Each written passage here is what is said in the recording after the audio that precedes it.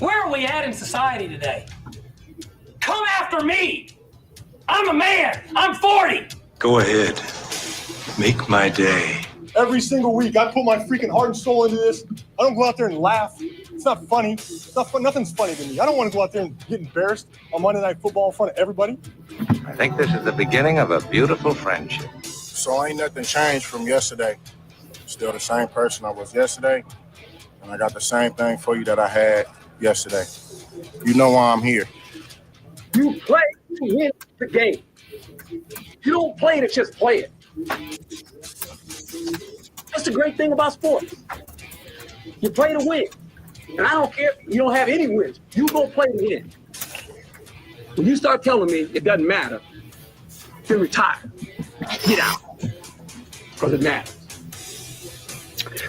That 100, right? 1,000, whatever you want to call it. 3 for 3 yesterday for Detroit teams. Hey, everybody, welcome on a Monday to X's and Bros throughout the great state of Michigan. Brett Hayes is our producer today, usually in charge of the huge show, but joining us here this morning on X's and Bros throughout the great state of Michigan. You can either listen to us on our fine station affiliates, or you can watch us streaming live on Facebook and on YouTube at X's and Bros, or, of course, on X at XB Mornings. This hour of our proudly brought to you by our friends at Ferris Coffee. Pistons keep rolling. Man, what a game. Now, while I was watching Pistons and Hawks yesterday, I can't help but wonder, is it really good offense or is it really bad defense? Either way, both teams shooting lights out, and Detroit wins a high-scoring affair, 148-143. That's a season-high 6 straight wins now for the Pistons. And no longer, and maybe this changed earlier, okay? So perhaps you came to this conclusion earlier than I have. But no longer are they just a really good story and a feel-good turnaround. They are now widely considered a good basketball team. I mean, a really good basketball team.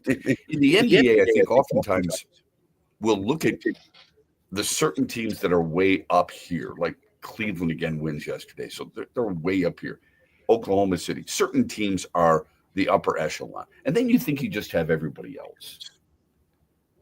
And I don't think that's necessarily wrong, depending on the time of the season.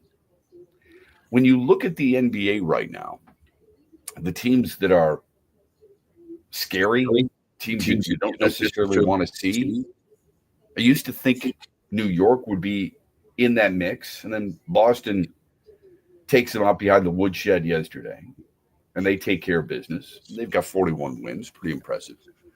And I don't want to get too far ahead of myself because the Pistons have 31 wins. Boston's 6 games back of Cleveland in the East, and they've got 41 wins. They've got 10 more wins than the Pistons. I don't think the Pistons could beat Cleveland or Boston in a series. I used to feel the same way about the Knicks. And now I look at the Knicks, and I think they've got better talent, don't get me wrong, but I look at the Knicks and thinking, well, the way Detroit plays, and I get it, okay, I understand. Atlanta's 5 games under 500 now, so you can't get too carried away with it. I've never been the person who's gotten into the habit of taking things away from teams that have accomplished something. It's not fair to say, well, they only beat the Hawks, Shep. Come on. I mean, and look at they didn't beat them by much. Well, they beat them on the road, and Atlanta shot, better than 50% from the floor, and then people might turn around and say, well, there you go. It shows you how good Detroit's defense is. Maybe their defense isn't that good. Their offense is really good. So how do you view that? How do you view whether the Pistons are a really good basketball team, or is it the team they're playing? Are you measuring them against certain other teams? It's a great question. They beat the Knicks earlier this year. Not that head-to-head during the regular season means a ton, but there's something to be said for it, right? I guess what I'm saying is when you look at the Eastern Conference, give me the teams outside the top 2 that really scare you in a series. The way Detroit is clicking, the way they moved the basketball last night, the way they spread the floor, how they beat you on the break, their ability to shoot threes, and they hit 20 triples last night. hit 20 of 40 triples. Now, is 40 too many? You would think, but in the NBA, that's not the way it is. The two teams last night, the two teams combined for 85 free attempts. They had 189 shots overall, folks. That's 45% of their field goal attempts together, Pistons and Hawks, were from behind the long line. Now, there are some who might say, wait a minute, we're shooting 50%. They're shooting 50% from deep. Why wouldn't we keep shooting it? Yeah, I get it. To me, it's a little dangerous, but okay. The other teams are doing it, and they're successful.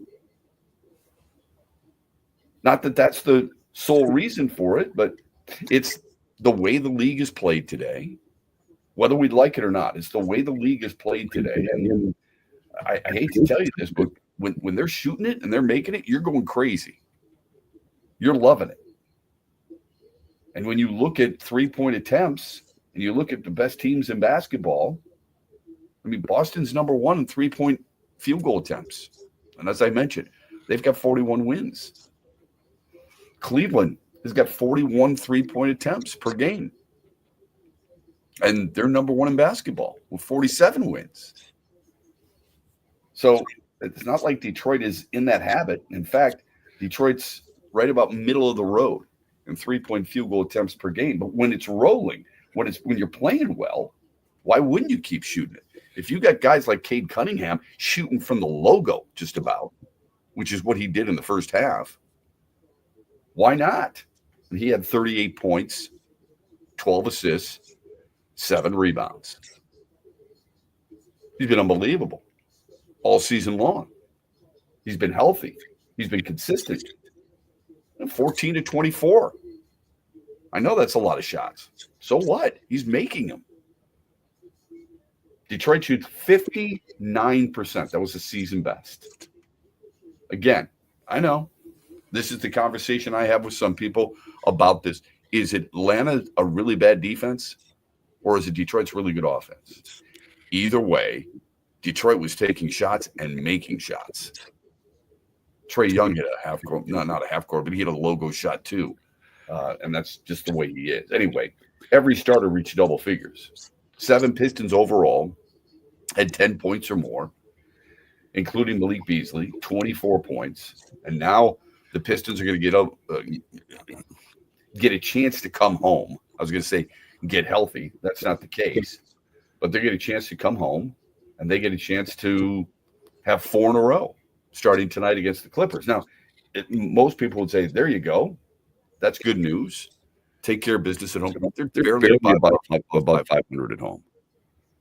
And that's what I've liked about this team. Now they play road games. They play home games, granted. But Detroit's 17 and 13 on the road. You know, you're not looking up any record books on numbers, but you are looking at it like it doesn't seem to matter where they play. So credit where credit is due. Hell of a win for them last night. 6 straight wins. The only team hotter in the East is Cleveland with 7 in a row. And they're starting to separate themselves a little bit from the 7 seed and closing in on the 5 seed. They're just a half game back of Milwaukee for the 5 seed.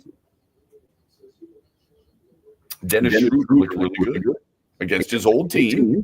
Maybe there's extra incentive. I do not care. He looked really good. J.J. Bickerstaff had been wanting to play him with Cade Cunningham, but numbers in the past didn't really necessarily give him a chance to do that. So Detroit continues to play well. The other thing that is really important to look at, because I brought up the three-point shooting, and you got to be able to see both sides of it and give credit where credit is due. We talk about the Pistons. We talk about three-point shooting in the NBA overall. How about the points in the paint? Detroit, 54 points in the paint last night. 64 points in the paint last night. In that win. They are second in the NBA in points in the paint per game. So last night, I don't care who's playing on the other side. You're scoring that many points in the paint, and you're hitting 50% of your threes. You're going to beat most teams. The Meyer Hotline is 866-838-4843. This hour of X's and Bros proudly brought to you by Ferris Coffee. The Red Wings story, the Tiger story, a lot of feel-good moments from yesterday's sports action in Detroit. Right after this, X's and Bros. Huge here for the Michigan High School Athletic Association. You can stay up to date on the latest from Lansing 24/7 at MHSAA.com, at MHSAA on Twitter, and MHSAA on Facebook. The latest news, press releases, and stories connected to every high school in the state of Michigan, available for you 24/7 from the Michigan High School Athletic Association. Log on to MHSAA.com, at MHSAA on Twitter, and MHSAA on Facebook. And if you're looking for archive boys and girls high school sports, MHSAA.TV. That's MHSAA.TV. 24/7, everything you need to know about high school sports in Michigan. Log on to MHSAA.com. Friday, April 4th at Soaring Eagle Casino. Los Lobos and Los Lonely Boys. The Brotherhood Tour. Tickets start at $47 and are on sale now at the Soaring Eagle box office and etix.com. April 4th at Soaring Eagle Casino and Resort. East LA meets Texican. The Brotherhood Tour. Los Lobos and Los Lonely Boys. SoaringEagleCasino.com.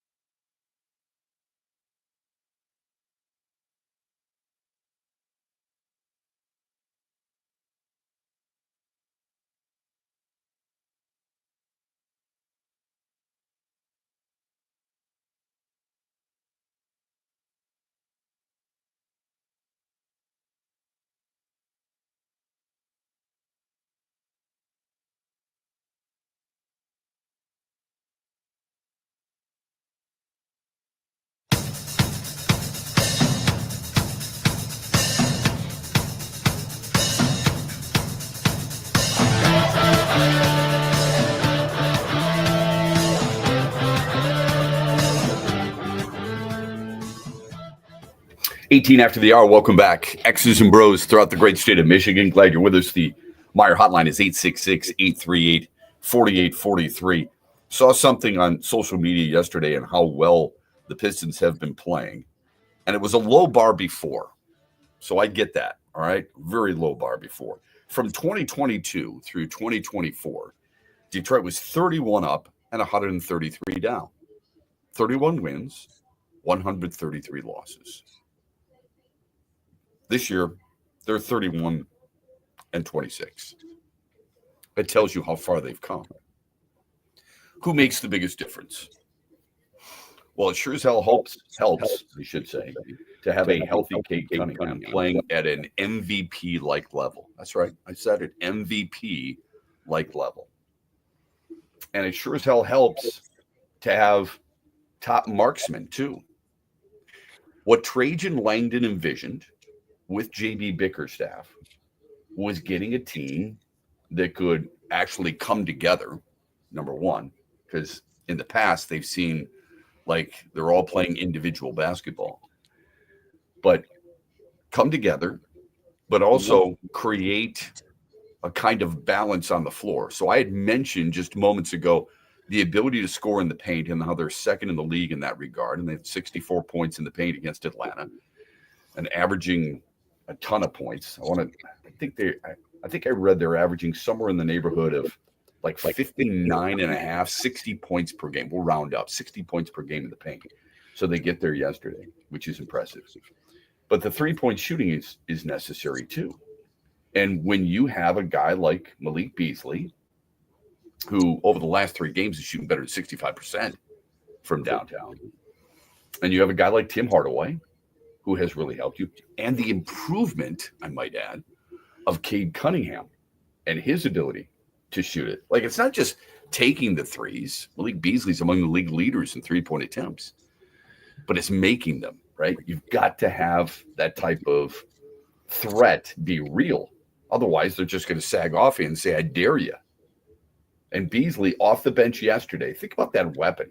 6 of 10, 6 of his 7 field goals made were from deep. So he took 12 shots, 10 of them from downtown, and he made 6 of them. That's a hell of a threat, man. So he's able to do that. We mentioned Cade Cunningham's ability to shoot threes, and he went 7 of 10. And Tim Hardaway went 6 of 10.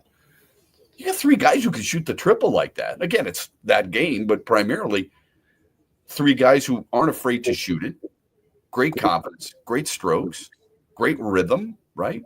Little things, Detroit feeding passes. The assists are always important. I always immediately look at assists and field goals made. Detroit makes 55 field goals in the game. They had 39 assists. That's incredible. And then I looked at the turnover. They had 17 cough-ups. Not good. But 39 assists on 55 picks. What a job, right? And little things, too, that matter. Where are you feeding? I picked this up going to various practices, J.B. Bickerstaff earlier this year, constantly looking at college coaches' practices. Where are you throwing me the pass? It's one thing throwing the pass. That's great. But are you feeding it to me in a place where I can catch and shoot? Watch that as you continue. Detroit's a pretty good passing team in that regard. You watch Jared Goff and the Lions play all the time, don't you? Is he hitting guys in stride, or is he hitting it? Is he throwing a guy on a crossing route, throwing it on his left hip, causing him to alter his route just so slightly? I mean, those are the things that eventually you kind of look at, and that's what makes really good teams great, is the little nuances in that regard. 148-143, the final. Hell of a job by the Pistons last night. Red Wings blow a 3-0 lead. I thought this was, here we go again. Where against Minnesota, they were up and then gave it away. They were up 3-0. Then they used overtime. They beat Anaheim 5-4. Patrick Kane scoring the game winner with a minute left in the extra session, his second of the night. So he's played like 96 games in his Red Wings career, and he's got 5 game winners. That tells you something. Guys made for the big moment, right? Marco Kasper scores his 10th of the year. How good is he? I mean, just a really fun player to watch in all three zones, by the way. Like immediately I go, oh, he's got 10 goals on the year. Good for him for a rookie. Guy played just one game last year. So he's got 10 goals. Pretty damn good. Watch him through the neutral zone.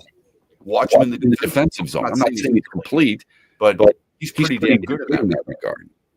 Alex DeBrincat, very team leader, 26 of the year. Kane, by the way, had 2 goals. JT Comfort on a rebound, scored on a power play. Detroit went 3 for 4 on the power play. Dangerous. Perhaps you have to play a little differently against the Red Wings, knowing that they will burn you time and time again on the power play. Bad power play a year ago, really good power play this year, especially since Todd McClellan took over. There's only one team that has scored more power play goals this year than the Detroit Red Wings. The Red Wings have 50 power play goals. Winnipeg has 51. That's how close they are. Detroit is now 8-1-1. We were just talking about the Pistons' 6-game roll, right? Red Wings are they have gone unbeaten in 9 of their last 10. They're 8-1-1 in their last 10 games. They sit 4th in the Atlantic, and they own the top wild card spot too.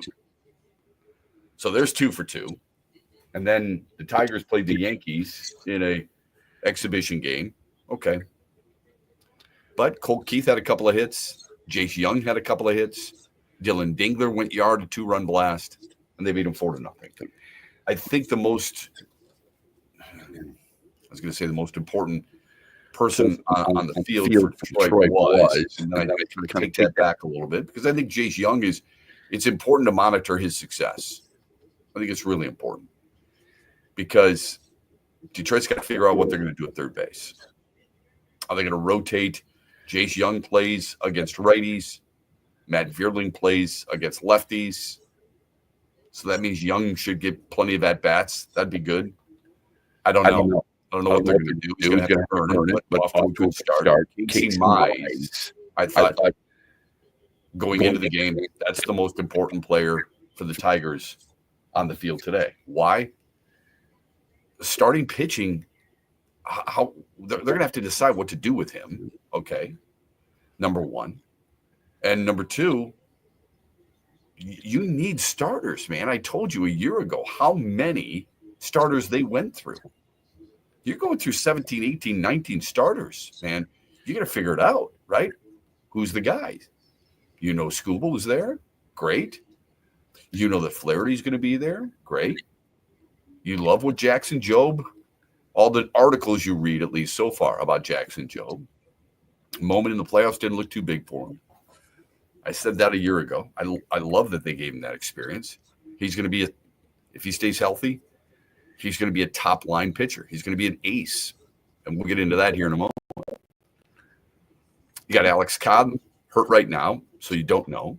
And based on his track record, he's a guy who's logged innings, not last year, but he's logged innings for a team. It's not going to be anything special, back-end rotation type of guy. Reese Olson, Casey Mize is going to be needed. Well, he was pretty good yesterday. Threw a pair of scoreless innings, struck out 3. So his velocity, the movement on his off-speed pitches will be really important to watch. Michigan will try and bounce back from its first home loss of the year. They're going to take on Nebraska tonight. Here's our poll question for you. What's the best win for MSU this season? Was it at U of M Friday night? Was it at North Carolina in Maui? Well, that's against North Carolina. Was it at Illinois, or was it home against Purdue, who got blown out by Indiana yesterday? Incredible start to the second half, a 28-3 run by the Hoosiers, just pounded the Boilermakers. Remember, I told you before the college basketball season, I picked Indiana to win the Big Ten. They've got a lot of talent. They're starting to show it now a little bit. I don't know what's been holding them back. Most people think it's Mike Woodson. Maybe that's the case. Anyway, you can vote as often as you want at XB Mornings on Twitter. We've got it out there. Brett Hayes has got it out there for you. And I will retweet it. You can vote as often as you like. We'll give the results in the 8 o'clock hour when we come back tomorrow. Okay, and we've got those a little bit later on today for hours as well. Throughout the morning, I want your hero and heel. We got that at 8:18 here on X's and Bros. And when we come back, it seems like another college coach is trying to feed off what Mick Cronin did at UCLA to gain some momentum. We'll discuss when we come back on X's and Bros. Proudly brought to you this hour by Ferris Coffee in Grand Rapids, the official coffee maker of the Detroit Lions. Huge here from our good friend Josh Garvey. Now he runs Dorn Mayhew's Grand Rapids office in downtown GR. They're one of the world's top accounting and CPA firms. Their worldwide headquarters in Troy, Michigan on the east side of the state. If you're a business looking to work with professionals who will help you every step of the way, turn to Josh Garvey and his team at Dorn Mayhew. Also, don't forget Dorn Mayhew brings you Coach Beeline and Josh every Tuesday, talking hoops on the Huge Show across Michigan. The Freddie the Pizza Man Foundation is dedicated to providing support to families and Michigan schools touched by autism. We invite you to join us in supporting these families and schools by making a donation at freddythepizzaman.com. With your donation, you can help provide essential resources that can make a real impact. Visit freddythepizzaman.com to make a donation and to learn more about the foundation's mission. That's FREDI, thepizzaman.com. Together, we can make a difference. Coming up later today at 3 on the Huge Show on the Michigan Sports Network, I'll deliver huge opinions on everything you're talking about.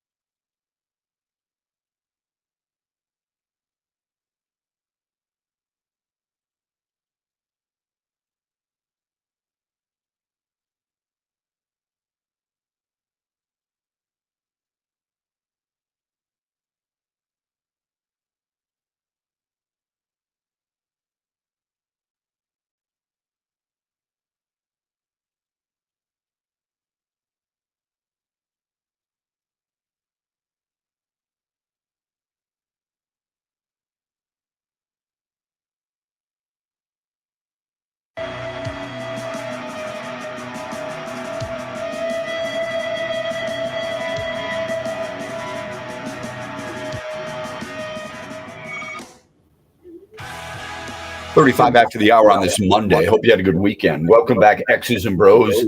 Monday through Friday, 6 until 9. By the way, we mentioned the Red Wings and the Pistons and the Tigers in the first half hour of the show. One of the things I was really excited about yesterday was watching Edmonton and Washington play.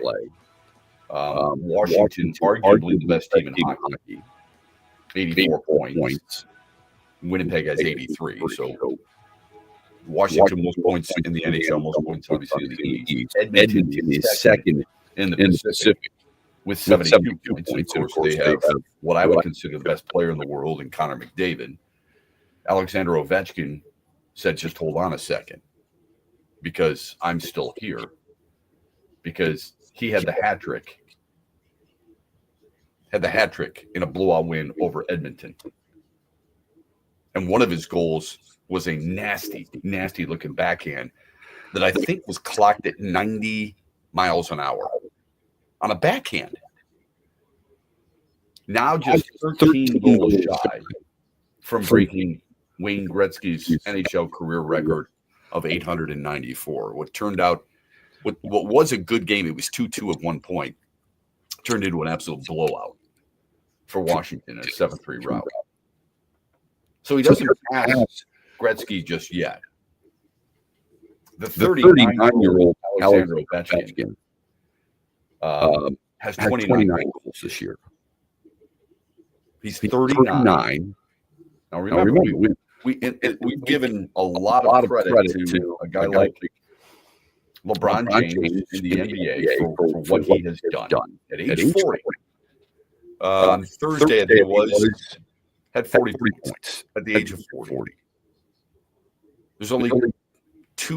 He's done it twice since he turned 40. He scored 40 points and had, I think 10 assists, something like that. Anyway, I forget exactly the number, but there's only one other player who did something like that at the age of 40 or beyond, and that's Michael Jordan. He only did it once.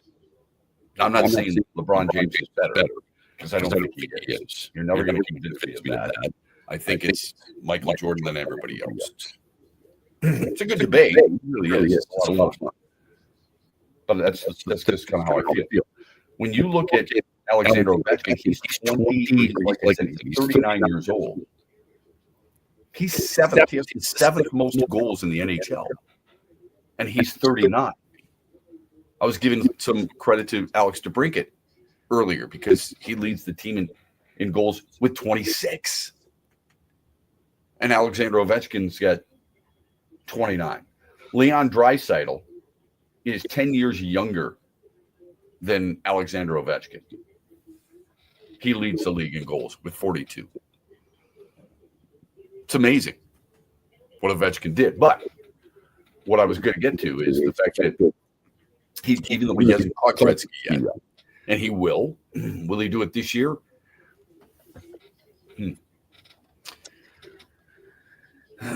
I wouldn't put it past him. He's got, 57 games deep now. They got to play 82. So 20 plus games. Yeah, he absolutely can do it because he scores in bunches.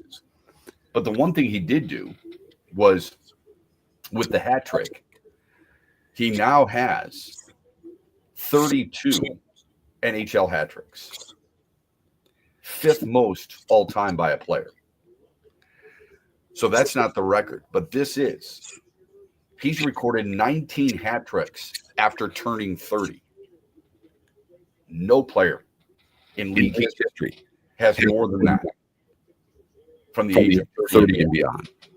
The former record holder was Phil Esposito with 18. And here's the other thing, and they said this during the broadcast yesterday. Alexander Ovechkin's, he's not done after this year. He's going to keep going. When we look at records that'll never be beaten, the Gretzky record was such a record. But who's going to beat it when Alexander Ovechkin flies by it? He's got 882 goals. He's going to have over 900 goals in his career. Right? No question. He's got to get to 894. He's at 882 right now. He's got to get to 894 to tie Gretzky. And then, obviously, in 13 goals, he'll pass him. He's going to get well over 900. It's going to be really hard to break.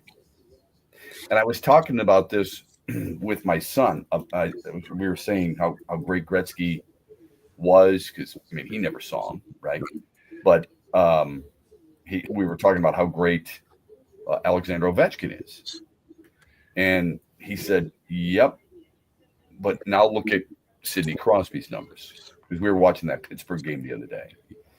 And if you look at Sidney Crosby's numbers, you recognize, and I know how people feel about him. I understand it, okay? I do. I think people view him and say, God, they view him as a bit of a whiner.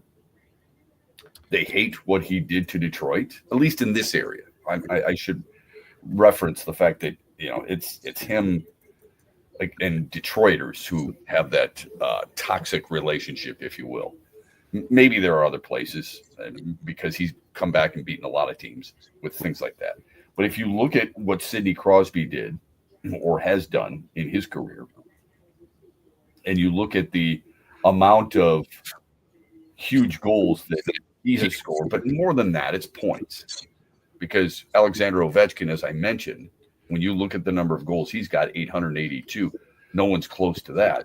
But Crosby's ability and his total points of 1,655, like he's got 610 goals. But if you look at the number of games he's played, 1,328, okay? And he's got 1,655 in points. And then you look at Alexander Ovechkin, because we're in awe of what Ovechkin has done with the goal scoring. I mean, I don't know how you can't. But if you look at Alexander Ovechkin with the number of overall points that he has scored, then it's different. It's much different. The Ovechkin points are primarily made up of his goals. He has played 1,466 games, so well over 100 more games played. And yet, Alexander Ovechkin has 42 less points than Sidney Crosby. So that tells you something about the playmaking ability. So Crosby's a better player. Ovechkin's the greatest scorer. Crosby's the better player. For some people, that may be a little tough to admit, swallow, accept, understand, because of your predestined dislike for him. But that's a fact. He's better defensively. He's better 200 feet. He's better in setting up teammates. And as a 600-plus goal scorer, something to be said for that as well. So one to put that in perspective for you. It wasn't long ago, University of Michigan beat UCLA out at Pauley Pavilion.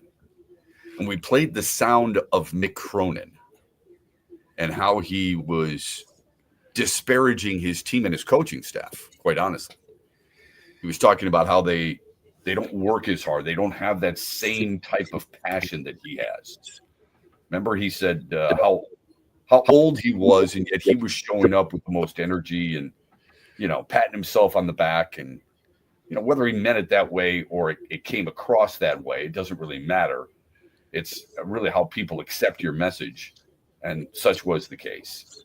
And UCLA has been okay. They're going to make the play. They're going to make the NCAA tournament. They got 20 wins. But unless they win the Big Ten tournament, they're not going to be crowned champions. Okay? You've got Michigan State. You've got Michigan. You've got Wisconsin. You've got Maryland. Those four teams are ahead of UCLA, and I think are better teams.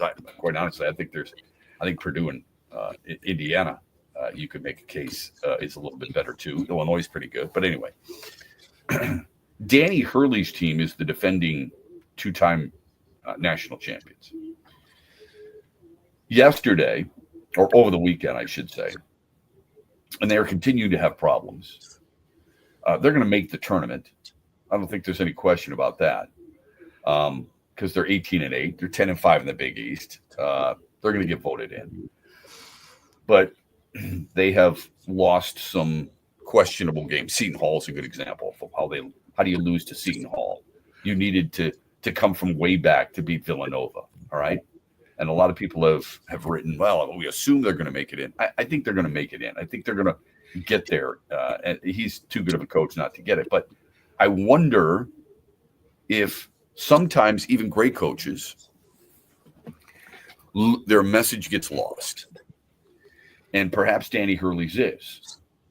And they know their teams better than anybody. Dan Campbell knew exactly when to push his team, didn't he? He knew what to say. He knew how to compliment them. He knew when to get on them, and so on and so forth. Knew how to take the blame. It's one of the things people like about Dan Campbell. A willingness to say, you know what, that's on me. I've got to be better. Players love that stuff. The media will write it. He truly believes it. He's authentic. Danny Hurley, who, if you remember, turned out the Lakers job, has had all kinds of ups and downs this year, and many people consider him on the bubble. I think they're going to make it, but many people consider him on the bubble. They've played 15 Big East games so far. All but 2 have been decided by 8 points or less. Okay, so what? Here's what he said the other day.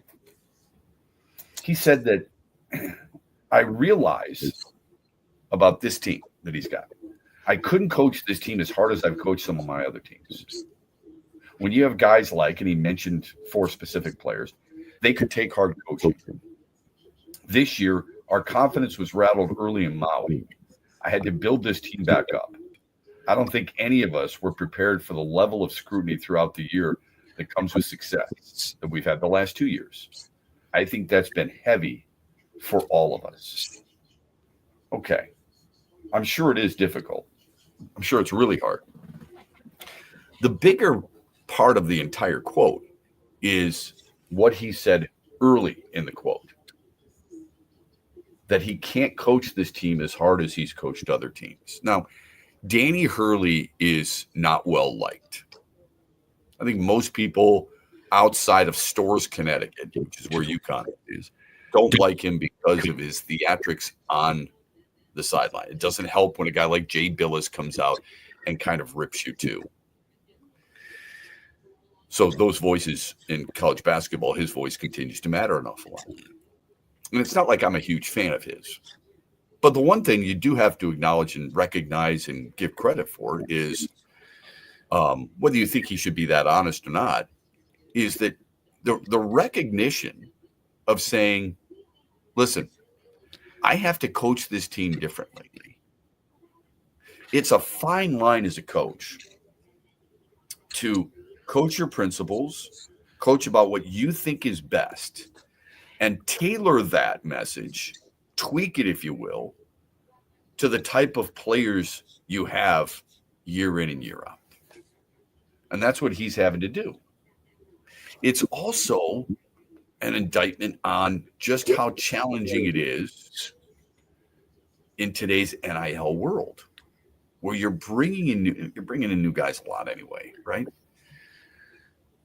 But how much of this would be an interesting question for a coach out there. How much of this do you have to take into consideration when you're trying to find high-end talent to come to your program? It's not just guys who can dribble, pass, shoot, rebound, and defend. It's whether or not they can fit in well with current players you may have and take your kind of coaching. His coaching is different. We talk time and time again, and rightfully so, about Tom Izzo and how good he is at doing just that. Not just coaching, but recognizing the type of player he can coach. What did he say earlier this year in reference to last year? Last year kind of lost their way a little bit. Got to continue to coach the way I know it works. And it's proving to be true. 13 Big Ten wins. 22 wins overall, both lead the Big Ten. He's got to find the right guys who can accept his coaching. It's not just the talent on the floor. It's the mental ability to understand, no, not the concepts, not the offense, not the defensive rotation. All those are important, yes. But the ability to be coached by him. It's the same thing at UConn. It's one of the things, when I read that quote, I thought about MSU to a certain extent. Why are kids going there? Chance to win a Big Ten championship, chance to play in the NCAA tournament, chance to have an opportunity to win a national title. Yes, yeah, I know he's won one, and people would like more. Big Ten deserves more. You would have thought by now. Other schools have given it a go. Michigan's given it a go. Wisconsin's given it a go. Purdue gave it a go last year, right? Okay. But the chance of getting there is what you need, is what you hope for, is what's really important. He knows how to get there. In order to get there, it's a certain type of coaching that it requires from him and his staff. There are certain things you will not compromise on. He will not compromise on certain aspects of the sport. Can you accept that? Are you willing to embrace that type of coaching? Are you willing to embrace that type of philosophy? That's who he's got to find. Danny Hurley has to do the same thing. How challenging is that in today's NIL world? Really hard. Because you want the guys who you watch periphery. You watch those guys and you say, that guy fit really good in my system. Guy can shoot.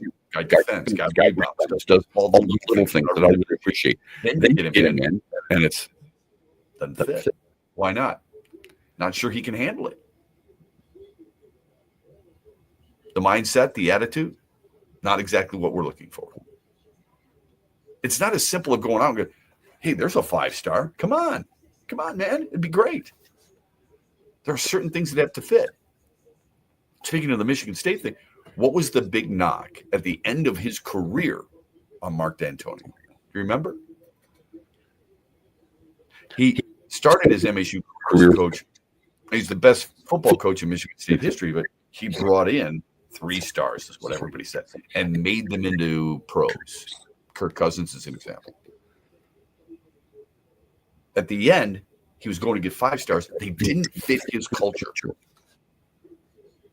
And there were problems there. There you go. Not the case, or at least Tom Izzo, and in this case, Danny Hurley, hoping that doesn't play out. 818, we've got our hero and heels. Want to make sure you got that when we come back. The difference between an ace and a number 1. Talk a little baseball with you on X's and Bros. This hour brought to you by Ferris Coffee in Grand Rapids, available in all 50 states. You've heard him on Kill Tony, the #1 live podcast in the world. He's always working on our craft, macaroni and cheese. Friday, March 14th, Tony Hinchcliffe at Soaring Eagle. Your blood type is delicious. Tickets start at $72 and are on sale now at the box office or etix.com. Check out the hottest comedy of 2025, Tony Hinchcliffe. March 14th at Soaring Eagle Casino and Resort. Relax, I only have so much time. I'm killing too hard. More at SoaringEagleCasino.com. Bill Simonson here for my good friends from Coppercraft Distillery. Now, they're a Michigan-based spirits maker from oak to glass. You can discover the distinct flavors of Coppercraft whiskey. You can taste the difference. Good whiskey doesn't just happen, it's crafted. Celebrate the art of the blend with Coppercraft whiskey. Look for it in stores all across Michigan, and also follow Coppercraft Distillery on Facebook, Twitter, and Instagram. Hey, Michigan, let's go big. I'm Herman Moore, Lions All-Pro wide receiver, and I'm talking real big-time winning on the hottest slots and table games on one incredible app. Eagle Casino and Sports. Sign up now and get up to $1,500. That's right. We'll match your deposit for up to $1,500, and you'll get 100 free spins. Eagle Casino and Sports. Made in Michigan, made for Michigan. Must be 21 or older in Michigan to play. Huge here for my good friend Josh Garvey. Now, he runs Dorn Mayhew's Grand Rapids office in downtown GR. They're one of the world's top accounting and CPA firms. Their worldwide headquarters in Troy, Michigan, on the east side of the state. If you're a business looking to work with professionals who will help you every step of the way, turn to Josh Garvey and his team at Dorn Mayhew. Also, don't forget Dorn Mayhew brings you Coach Beeline and Josh every Tuesday, talking hoops on the Huge Show across Michigan. Save a good deal more at Meijer during the 7 for $7 sale going on now. Pay just $1 each when you mix or match any 7 or more on participating items, like Meijer frozen vegetables, Bush's beans, Red Gold canned tomatoes, Meijer facial tissue, and Powerade sports drink. Getting more for your money with the Meijer 7 for 7 sale. Now that's the good life. Exclusions apply. See all deals in-store or in the Meijer app. Huge here for Van Andel Institute Purple Community. Now, they're a grassroots fundraising network powered by the volunteers who support VAI's mission to improve health now and in the future. Learn more at purplecommunity.org. What's up, Michigan? You're listening to Shep. Don't forget the Huge Show later today at 3 on the Michigan Sports Network.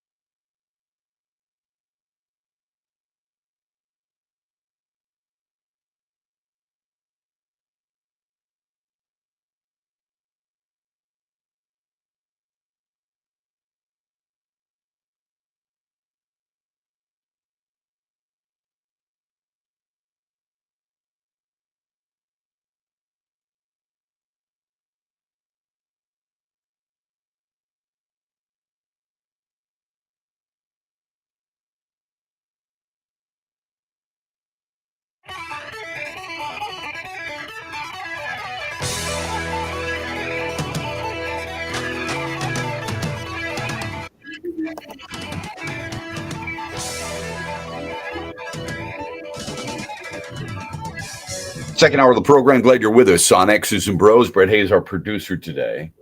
I'm Matt Shepard. We're with you Monday through Friday, 6 until 9. In case you missed it, and I doubt you did, but it's always good to remind you, Pistons win their 6th in a row. They shoot 58% from the floor, 50% from deep. They put 7 in double figures. Cade Cunningham had another double-double, and they beat Atlanta in Atlanta by a high-scoring 148-143 affair. The 6-game win streak is now a season best for them. They shot a season best 59% from the floor, so good for them. Cunningham had 38 points, 12 boards. They're going to host the Clippers tonight, first of 4 straight at home. Red Wings hold on. They needed overtime, actually, to beat Anaheim 5-4. Patrick King had a couple of goals, including the game winner. And Detroit, now 50 power play goals on the year. They were 3 for 3 on the power play until late, where they couldn't convert. So overall for the game, 3 for 4 on the power play. Their 50 power play goals are second most to Winnipeg. And they're 8-1-1 in their last 10. If the playoffs started today, the Pistons would be the 6th seed in the NBA's Eastern Conference, and the Red Wings would be the number 1 wild card. Good time to be a Detroit sports fan. Tigers a 4-0 winner over the Yankees down in Florida, and Michigan takes on Nebraska. Here's our poll question for you. What's the best win for Michigan State basketball this year? What is it? Is it the win against Michigan the other night in Ann Arbor? I'm sure a lot of people will vote for that because, A, it's a rivalry game. B, it was at Chrysler. They beat North Carolina in Maui. We thought that was a really good win. They won at Illinois. That's turned out to be a really good win. And they beat Purdue in what many would consider their most important game at the time. Last week, people said they're going to have to win both games, Purdue and, Michigan State or Michigan, in order to contend for a Big Ten title. And I thought, I don't think you got to win both. You got to win one of the two because you get Michigan at the end of the year. Well, guess what? They won both. Really good basketball team. Not enough is made of it. I'm telling you, the conventional thought, ask yourself this. What do you think is the most important thing going into the NCAA tournament? For a college basketball team, if they're going to be successful, what do you think is most important? Now, many people would say the backcourt. See, we get caught in cliches or beliefs of yesteryear. You've got to be able to do this. You got to be able to do that. Let's use some examples. What makes a really good baseball team? Strength up the middle. How often have you heard that? Especially in the state of Michigan. Because back in the day, it was Parrish, it was Trammell, it was Whitaker, it was Lemon. They won a championship, got to do it, right? I'm not going to disagree with it. I'm just telling you that's how it was. Football's won in the trenches. It's a cliche, but it's very true. How good is Detroit and their offensive line? How good was Philadelphia? Offensive and defensive line. Really good. Use a lot of examples where it fits. Again, cliches are not bad. Oftentimes cliches are just that because they come true. Backcourt, really important, right? Back in the day, Pistons. Who'd you have? Dumars, Thomas, Johnson. Arguably the best 3-guard rotation. People in Boston like to claim it was the Celtics. Strongly disagree. People in LA, with Michael Cooper coming off the bench, could have had a really good argument. I would argue Detroit. Anyway, backcourt really important. Same thing in college basketball. That's the belief. You got to have a strong backcourt. Michigan State has that. So why don't we cling to that and believe in them instead of people saying, they don't have a superstar? That was it. Friday night, I was watching the game with friends. 2 other couples, and 1, 2, 3, 4. Yeah. Everybody at the table, except for me and my wife, went to MSU. So there's already bias there. That's okay. I get it. The comment from one of the guys was, yeah, they don't have a go-to guy. So I don't know how far they can go. And I looked at him and I said, Jim, they're about to get 22 wins here. They're about to get 13 knockouts in a tough conference. Some would argue the second best conference in America. What do you mean they don't have a go-to guy? Maybe they've got more than one. Just because you have one guy not dominating the box score doesn't mean he's not a go-to guy. If you're rooting for the Pistons right now, do you have a problem with Malik Beasley taking the final shot? Does it have to be Cade Cunningham because he's their best player? Do you have a problem with Tim Hardaway? If they ran a play and instead of getting a 2 to tie, they wanted a 3 to win and they found Hardaway on the wing, would you have a problem with it? Because I'd live with the results. It's my point. Well, why is it we feel like in order for you to have a go-to guy, he's got to be a superstar? Perhaps Michigan State has more than one go-to guy. Did you watch Trey Holloman shoot the 3 the other night? I know Michigan State has not shot the 3 well at all. Going into that game, they ranked 347th out of 355 teams. Michigan didn't shoot it well for the 3. But would you have a problem if Jace Richardson took the final shot? Maybe they have more than one, was my point. And if you think that a team needs a strong backcourt to go deep into an NCAA tournament, why wouldn't you believe in MSU? Okay, so that was point number 1. I asked him. And then I said, what do you believe wins games in sports? Not just in basketball, but in sports. Defense? Would you say defense is really important? Because that's what we hear. What's the most commonly used cliche in sports? Defense wins championships. Jalen Hurts said it the Super Bowl, for crying out loud. Who's better defensively than MSU? I mean, they're one of the top 5 defensive teams in the country. What is it that they haven't done that makes you believe? That was my only question. It went unanswered. It went with a shrug and was like, no. We want to be overwhelmed by greatness if it's our team.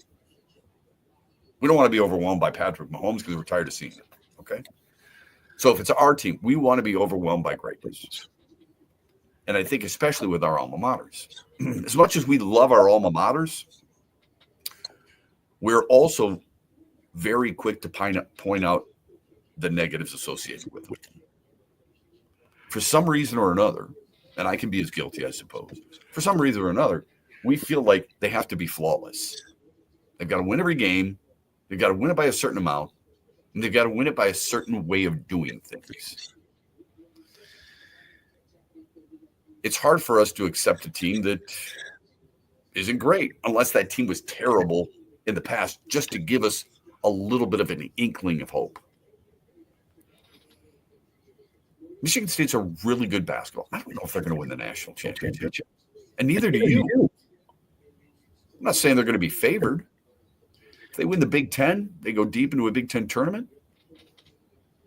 Be a 2 seed, couldn't they? Maybe a 3. No worse than a 3. That means they're a pretty damn good basketball team, folks.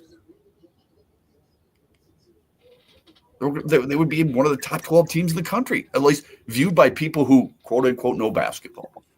That means they got a shot, right? I mean, a legitimate chance. And they can do it because they can defend, they can rebound, and they've got guys who can handle the basketball. And don't turn it over. Those are important things.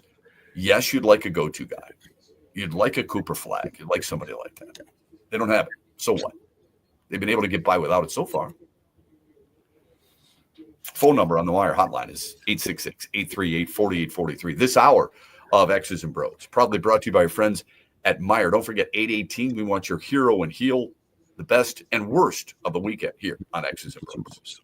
Huge here for the Michigan High School Athletic Association. You can stay up to date on the latest from Lansing 24/7 at MHSAA.com, at MHSAA on Twitter, and MHSAA on Facebook. The latest news, press releases, and stories connected to every high school in the state of Michigan, available for you 24/7 from the Michigan High School Athletic Association.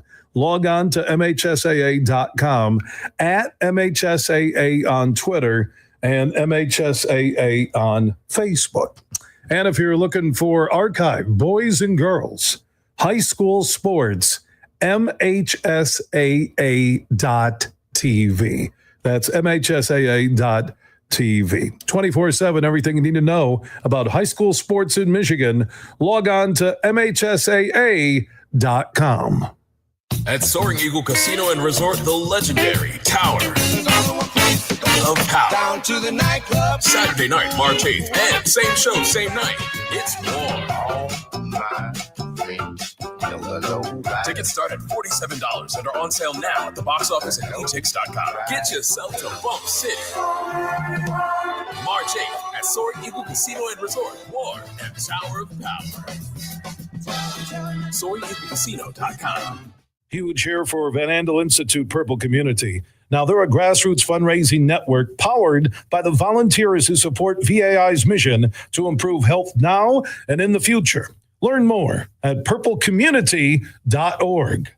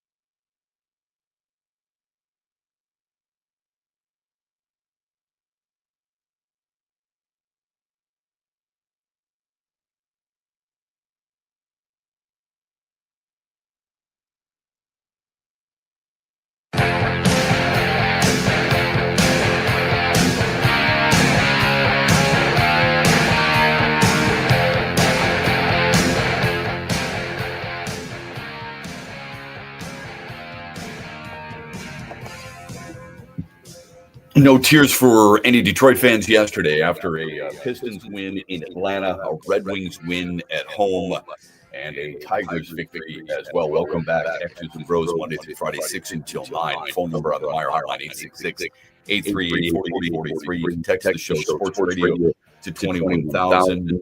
Thanks for listening wherever you may be listening. Maybe you're in Cadillac, WKA, The Ticket 93.7 FM.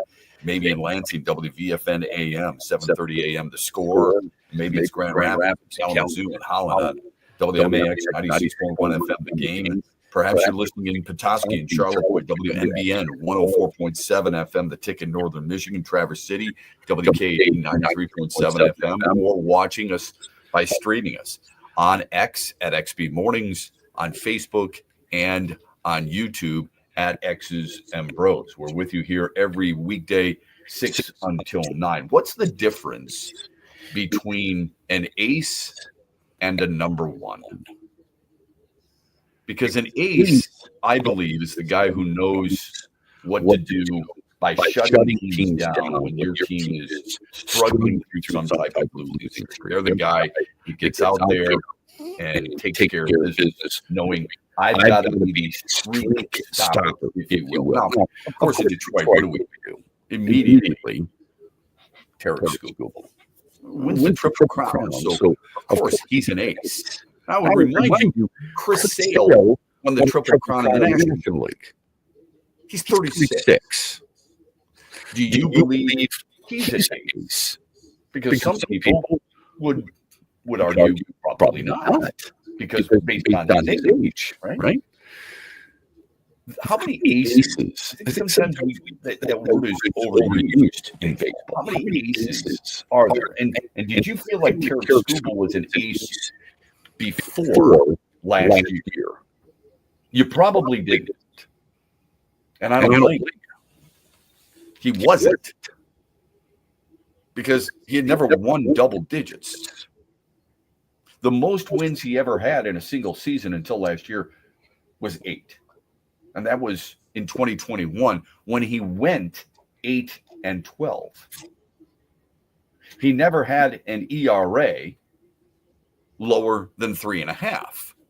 Now, 2 years ago he did, but remember, he only started like 7 games or 15 games, 15 games. I don't know how many's enough. So for me, it wasn't enough. He wasn't healthy all year. When does he become, quote unquote, an ace? You win the Cy Young Award more oftentimes than not, people are going to view you as an ace. Zach Wheeler, for example, in Philadelphia, I think he's an ace. He's never won the Cy Young. He's finished second twice, but he's never won the Cy Young. Paul Skeens, is he an ace? Sure looks like it, but can you really judge? That's why I ask people's opinion on this. Give me the example. Give me what is it that proves to you or proves to anybody that he is one. Like, he's got nasty stuff. You and I both know that. Wicked stuff. He's 23 years old. That doesn't matter. He started 23 games. Should that factor in? It's a pretty small sample size for him.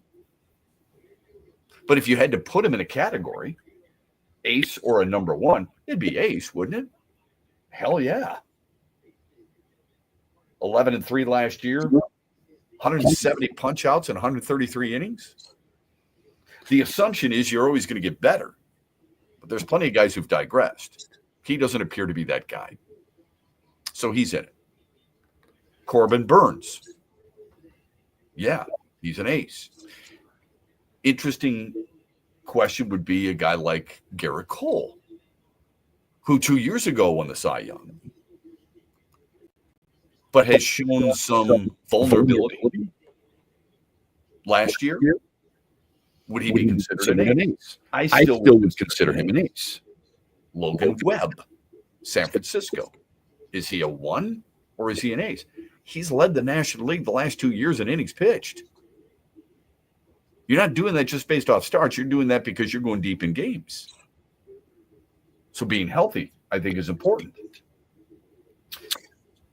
Framber Valdez is a good example. I don't view him as an ace. I wonder what you use as a possible example. Because I used this last week. Sandy Alcantara for Miami 2 years ago won the Cy Young. Was terrible last year. There has been some susceptibility. And actually, it was 2 years ago because he missed last year with the Tommy John surgery, I believe. Yeah. Spencer Strider is another example. When he's 100%, he's an ace, but he's coming off, major surgery. So how will that be? Can't say that he's necessarily an ace. But you know what?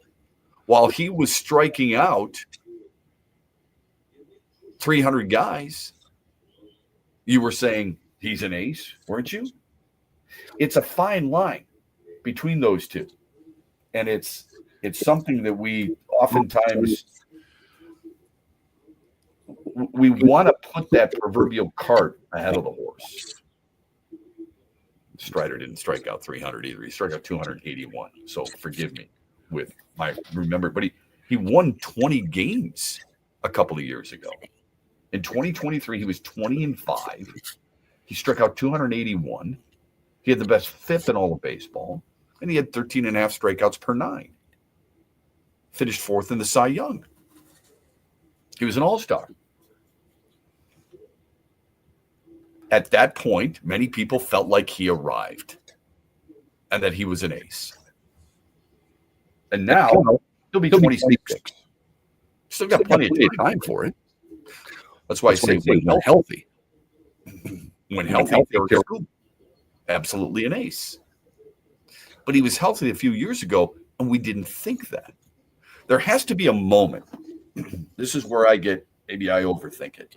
There has to be a moment where a guy arrives in any sport, at any position. Like Penei Sewell, you thought he arrived right away as a rookie. Phenomenal player, right? Jahmyr Gibbs, thought he arrived right away. Sam Laporta thought he arrived right away.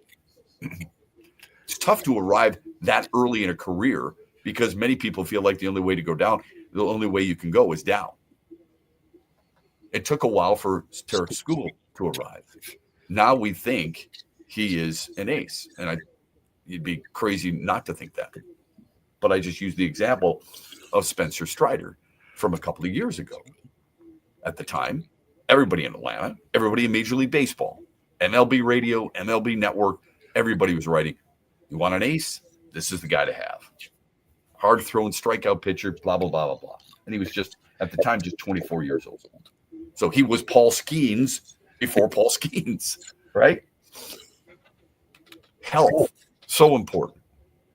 That's why I say, when healthy, Tarek Skubal's an ace, no question. Does Detroit have the ability for anybody else to be an ace on their staff? Yes, Jackson Jobe. When Casey Mize was drafted, when you saw his stuff, I remember being at spring training and watching Mize and Skubal and Manning and talking with a number of different coaches. And just about every one of them had different answers on who they think will be best in the long term. Manning's fighting for a spot. Mize is just hoping to stay healthy. And Skubal's become the ace. You don't always know. But sometimes we label guys a little bit too early in their careers. Our phone number on the Meijer hotline is 866-838-4843. You can text the show, Sports Radio, to 21,000. When we come back, there was an article ranking the best front offices in the NBA. Where do you think the Pistons lie? We'll get to that when we return after this on X's and Bros, brought to you this hour by Meijer. Rock legend Peter Frampton comes alive. Peter Frampton, the Let's Do It Again tour returns Saturday, April 19th to Soaring Eagle Casino. Tickets start at $73 and are on sale now at the box office or etix.com. Peter Frampton, April 19th at Soaring Eagle Casino and Resort. SoaringEagleCasino.com. Attention Michigan fans, it isn't a Michigan game day without a Michigan-made beer. Founders Brewing Company, a proud supporter of the University of Michigan Athletics Department, has the perfect beer for you with their Michigan Pilsner. Crafted with only the best locally sourced Michigan hops and the highest quality ingredients to deliver a smooth, crisp taste. Upgrade your game day traditions with their easy drinking Michigan Pilsner. Founders Brewing Company, proud sponsor of Michigan Athletics. Welcome to Craft. Save a good deal more at Meijer during the 7 for $7 sale going on now. Pay just $1 each when you mix or match any 7 or more on participating items, like Meijer frozen vegetables, Bush's beans, Red Gold canned tomatoes, Meijer facial tissue, and Powerade sports drink. Getting more for your money with the Meijer 7 for 7 sale. Now that's the good life. Exclusions apply. See all deals in-store or in the Meijer app. Van Andel Institute Purple Community is a grassroots fundraising network powered by the dedicated volunteers who support VAI's mission to improve human health now and in the future. When you raise funds through the Van Andel Institute Purple Community, 100% of the proceeds go directly to the Institute's research into diseases like cancer and Parkinson's, as well as VAI's science education programs. Learn how you can get involved at purplecommunity.org.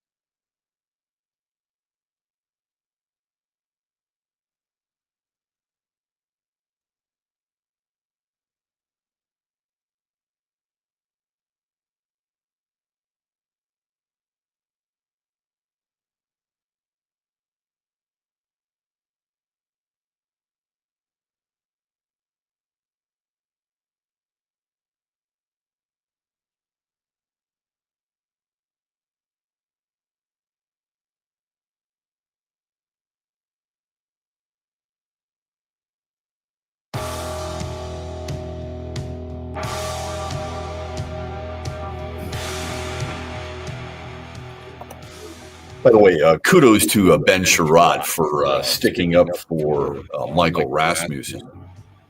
Remember, did you watch the game at all yesterday? Zegras kind of goes with an elbow to Rasmussen's head, and Sherrod stuck up for him. That kind of stuff, that's the kind of thing that's got to be taken out of the game. People talk about it's interesting when you talk with people about hockey. Like we saw this on that Jokic show that ESPN airs. You got a hostess saying that hockey is interesting. They're allowed to fight, but you can't be of the sport. Wake up, man. Where have you been? Have you followed the sport at all? Or is it just when the Four Nations tournament takes place or Stanley Cup takes place? Get out of your bubble, for crying out loud. It's unbelievable. Get out of the bubble and understand they police themselves. They've done it forever, and it's what makes the sport popular. It has nothing to do with the majority of the players are white. It has everything to do with how the game is played. It's more physical. There's pushing and shoving after almost every play in the National Football League. There's all kinds of pushing and shoving in the NBA. Those leagues, and there's some fighting taking place in football, but they get penalized. It's not like you don't go unpunished in hockey. If you drop the gloves, you're going into the sin bin.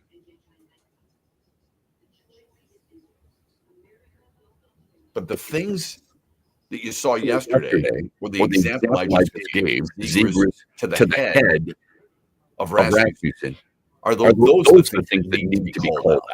Not the fighting. It's that kind of stuff. Where you can end the guy's career with something like that. Back with you on X's and Bros. 37 after the hour. Read an article the other day. They were breaking down the best front offices in basketball. And I got to be careful here because I don't want to get caught up in Detroit's turnaround and how good it has been to automatically elevate them into an elite status of the Boston Celtics, for example, in terms of their front office. You haven't earned that yet. But you're getting there. It should not be lost on any of us on the undertaking that Trajan Langdon had to try and create the roster he envisioned to be more competitive. There are certain steps you have to take in order to reach greatness. And I know for most of us, we believe that, you got to lose the championship series because the next year you're going to get to the championship series and you're going to learn from that experience. No. Don't believe in that. Too many times, if you've seen examples of it, I would strongly disagree with that. In fact, I would argue this. You see more examples of teams getting to a certain point and then not fulfilling their destination.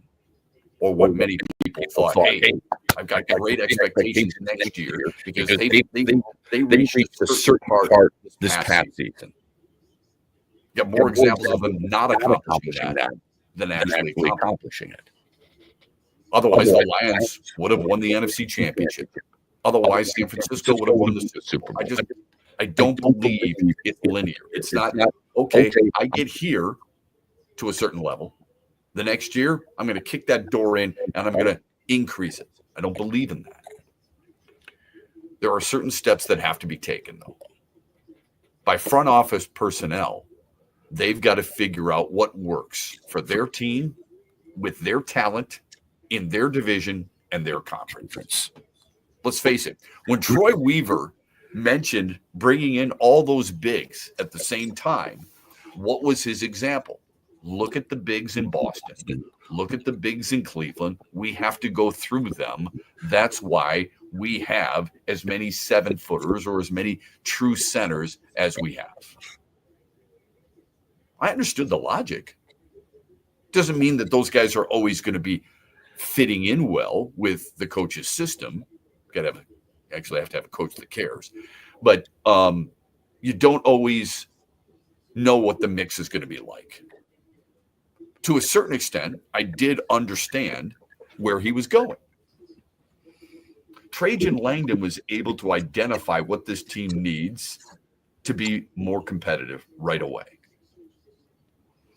And we talked about it in the offseason. Hell, you and I have talked about it for a number of off seasons. They need some shooters, right? That's the reason you wanted to draft certain guys without reaching for them, like Stan Van Gundy reaching for Kennard instead of taking the best player, who was Donovan Mitchell. Nice move. Welcome to TV. But you look at it from that standpoint. Okay. You got to fix this. You got to fix that. Brad Holmes is a great example. What he's built the Lions into, he couldn't do it overnight. You take it step by step. Let's be competitive. Then we'll raise the bar and we'll continue to do that. Trajan Langdon's done that with the Pistons. Done a really nice job with it. Identified certain stable veterans who could help in a way that this team desperately needed. Tobias Harris, Tim Hardaway, Malik Beasley. Good locker room guys, good team guys, really good shooters. Historically, they've all been helpful in this turnaround. We'll point to Cade Cunningham and how much better he has been, how he's elevated his game in every aspect. And you'd be right. But those three guys filtered in with a talented Ron Holland, an improved and healthy Asar Thompson, and certain other guys. It's the reason why they've been successful so far in the playoff hunt. But it doesn't mean that they've got a great front office. Or it doesn't mean they've done a great job yet. They've done a nice job.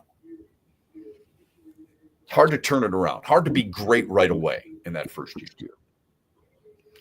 CBSSports.com looked at the front offices of every NBA team, and they put them into categories. Tier 1 was called nearly perfect. Got to be careful there, but they've got Oklahoma City and Boston in that category. They've also got San Antonio, which I don't get, but I mean, it's great to have things fall in your lap, like Victor Wembanyama. But there are certain other ones that, you know, they've made moves to turn guys around and replenish with some young talent. Stephen Castle, for example. Then they've got, we trust the track record, but there are some issues right now. They've got Miami. Tier 3 is keep up the great work. And I thought, so as I read through these types of tiers, I thought, where does Detroit fit under what I've seen, what you and I have recognized? They've got a tier 4, smart but unlucky. They've got a tier 5, don't rest on your laurels. A tier 6, fine, just fine. The single hardest team to rank is in that, by the way. They've got tier 7, they're playing a different game. Tier 8 is off to a good start, but barely any track record. Tier 9, title winners with questionable methods. You're being specific there. And tier 10, I have some real questions. So I was interested. I'm trying, okay, where would Detroit fall for me? I think they would fall in a number of different tiers. One, where they're ranked, tier 8, off to a good start, but barely any track record. I get that. Here's what they write. They write all three of these teams. It's the Pistons, Hornets, and Wizards, which is really blasphemous because Detroit is so much better than those two other teams. So that's where I lost a little bit of credibility with this article. When I'm reading them associated with those other two teams, I'm thinking, okay, that's a joke. But here's what they write. All three of these teams have relatively new front offices, so we're lumping them together. Okay, that's unfair, but whatever. The Pistons get the top spot in the group because they've actually made tangible progress. The Malik Beasley addition and Jimmy Bickerstaff hire has helped launch them into the playoff race. Pretty basic. I think it's a little bit more than those two factors. They're important factors, no question, but it's a little bit more than that. As I mentioned, Tobias Harris, to a certain extent, Tim Hardaway, and the improvement of one Cade Cunningham. Let's not lose sight of the fact that outside of Detroit and the state of Michigan, because you probably talk about it with your friends quite a bit, you lose a guy like Jaden Ivey. That tells you something. Jaden Ivey was a talented player. And look at what they've done. They've been able to move past it.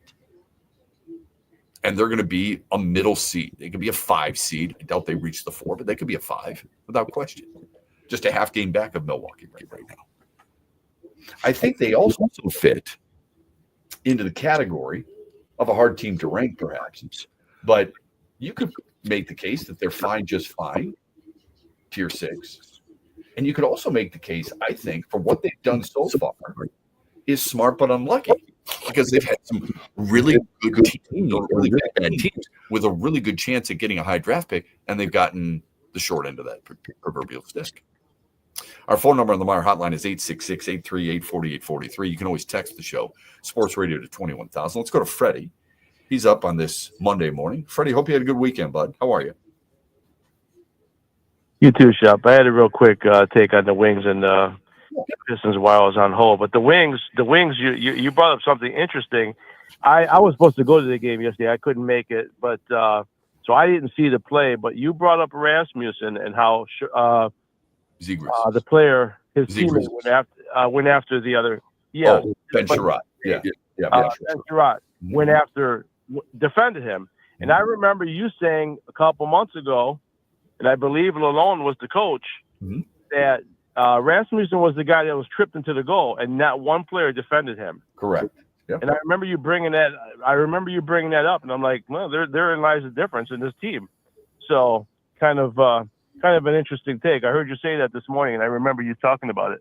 Yeah, that's a really good point. I'm just glad. I'm not saying Ben Sherratt is this tough guy, but somebody had to go after Trevor Zegras, and he did.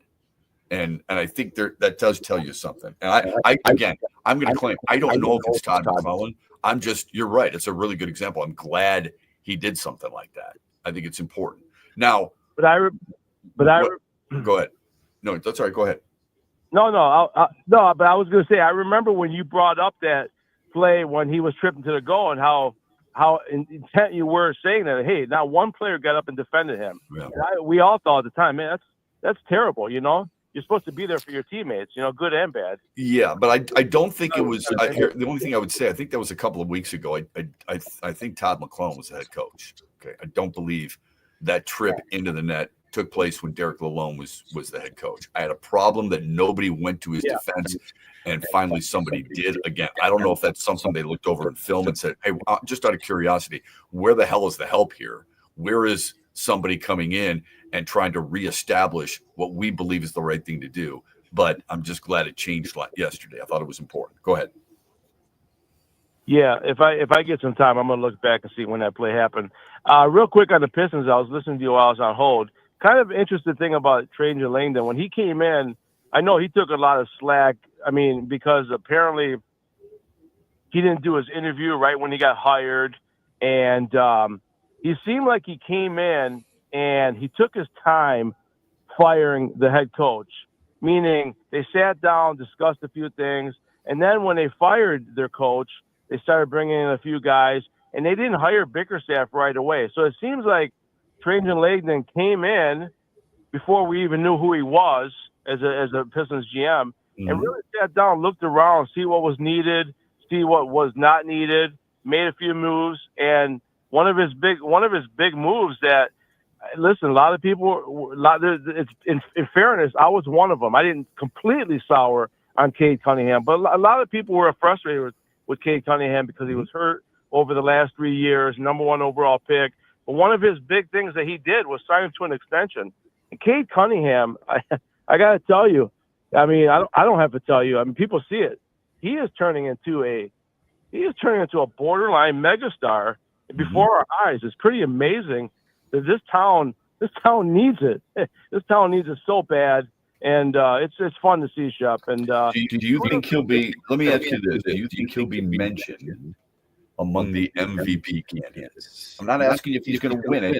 I'm asking you if you think he'll be mentioned among the MVP candidates with I would guess Shea Gilgeous-Alexander, Nikola Jokic, perhaps Giannis Antetokounmpo will be in there because of the season that he's had. Anthony Edwards. Do you think Cade Cunningham will be in the discussion?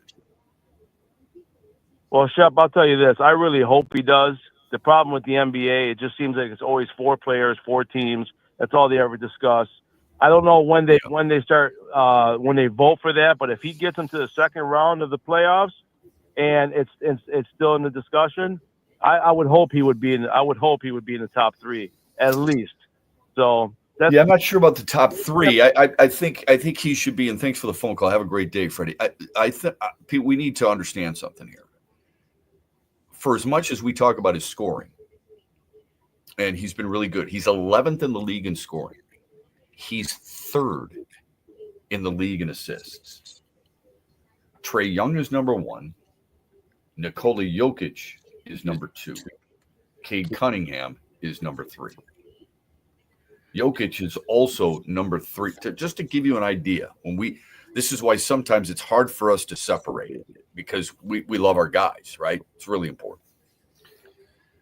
Nikola Jokic is number 3 in scoring and number 2 in assists. That's how good this dude is.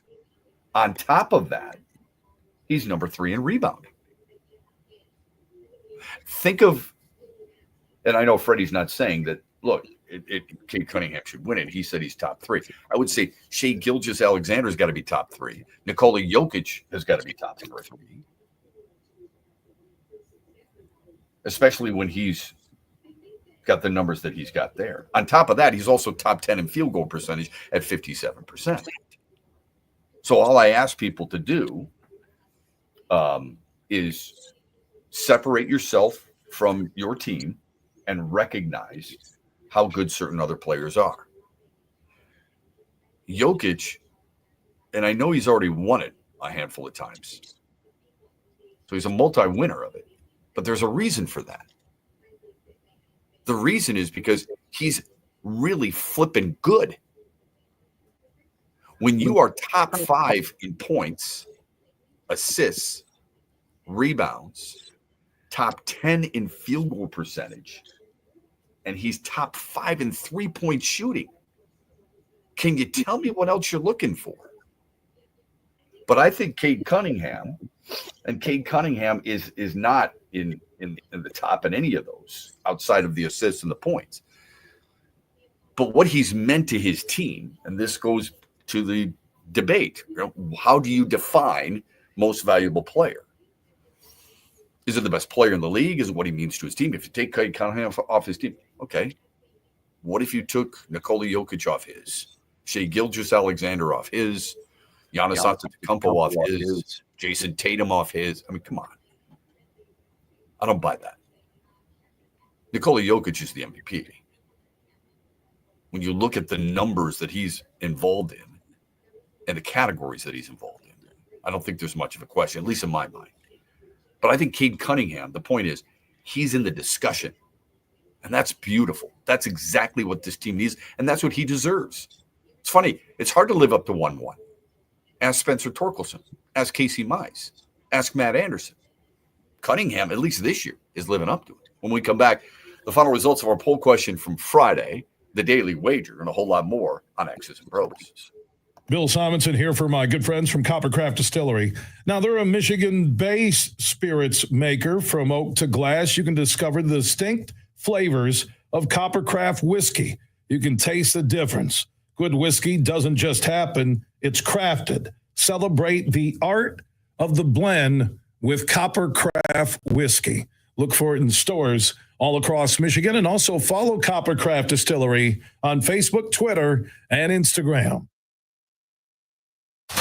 Hey, Michigan, let's go big. I'm Herman Moore, Lions All-Pro wide receiver, and I'm talking real big-time winning on the hottest slots and table games on one incredible app, Eagle Casino and Sports. Sign up now and get up to $1,500. That's right. We'll match your deposit for up to $1,500, and you'll get 100 free spins. Eagle Casino and Sports. Made in Michigan, made for Michigan. Must be 21 or older in Michigan to play. Huge here for the Michigan High School Athletic Association. You can stay up to date on the latest from Lansing 24/7 at MHSAA.com, at MHSAA on Twitter, and MHSAA on Facebook. The latest news, press releases, and stories connected to every high school in the state of Michigan, available for you 24/7 from the Michigan High School Athletic Association. Log on to MHSAA.com, at MHSAA on Twitter, and MHSAA on Facebook. And if you're looking for archive boys and girls high school sports, MHSAA.TV. That's MHSAA.TV. 24/7, everything you need to know about high school sports in Michigan. Log on to MHSAA.com.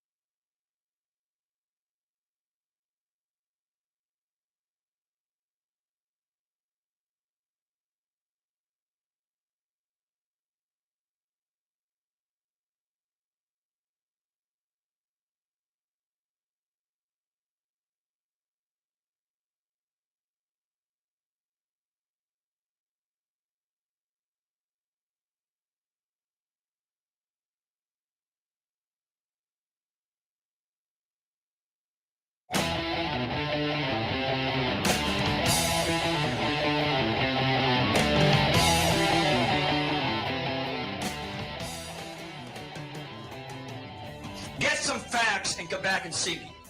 Get some facts and come back and see me. Don't throw out salaries or other things. Get some facts and come back and see me. You can't handle the truth. I told our players, you need to be more like a dog. We don't need a bunch of cats in here. Yeah, looking in the mirror. Do I look good? I got my extra bands on. I got my other shoes on. Be a dog. We don't need no meows. We don't need no cats. We need more dogs. Are you not entertained? Are you not entertained? We weren't good. There's no sense asking you things about the game. I'm telling you, we laid an egg, so I'm not going to break it down for you. He sucked. He sucked. We laid an egg. That's all I have to say, guys. I'm sorry. I'm not going to break it down for you. Nothing went well for us. It's on us. We have to figure it out. We will. It's showtime. Final hour of the program. Glad you're with us throughout the morning here on X's and Bros, Monday through Friday, 6 until 9. Phone number on the Meijer hotline is 866-838-4843. You can always text the show, Sports Radio, to 21,000. Brett Hayes in for Trent Valley this morning is our producer. Appreciate his help as always. I'm Matt Shepard. Pistons and Red Wings both winners. The Pistons shooting 59%, 50% from deep. They put 7 in double figures. Cade Cunningham had 38 and 12, and they beat Atlanta, who shot the ball really well too, by the way, in a high-scoring affair. The 148 points, the most they've scored this year. The 59% shooting from the floor, a best for Detroit, and they've now won a season-best 6 straight games. They play the Clippers tonight, which has to do with our daily wager that we'll get to. Red Wings, in the meantime, almost blew a 3-0 lead, needed overtime, beat Anaheim 5-4. Patrick Kane with a couple of goals, including the game winner. Detroit's 8-1-1 in their last 10. And the Tigers get a couple of hits from Jace Young, a couple of hits from Colt Keith, a 2-run bomb from Dylan Dingler. I almost said Dinger on a 2-run shot. And they shut up the Yankees 4-0 down in Florida. And our poll question for you on our Twitter handle at XB Mornings is, what's the best win for MSU this year? At U of M, against North Carolina in Maui, at Illinois, and against Purdue. You can vote as often as you like at XB Mornings. We'll give you the results in the 8 o'clock hour tomorrow. 8:18, we've got our hero and heels. Give you the best of the weekend and the worst of the weekend. Feel free to join us any way you want via text at 21,000, or you can always call the Meijer hotline,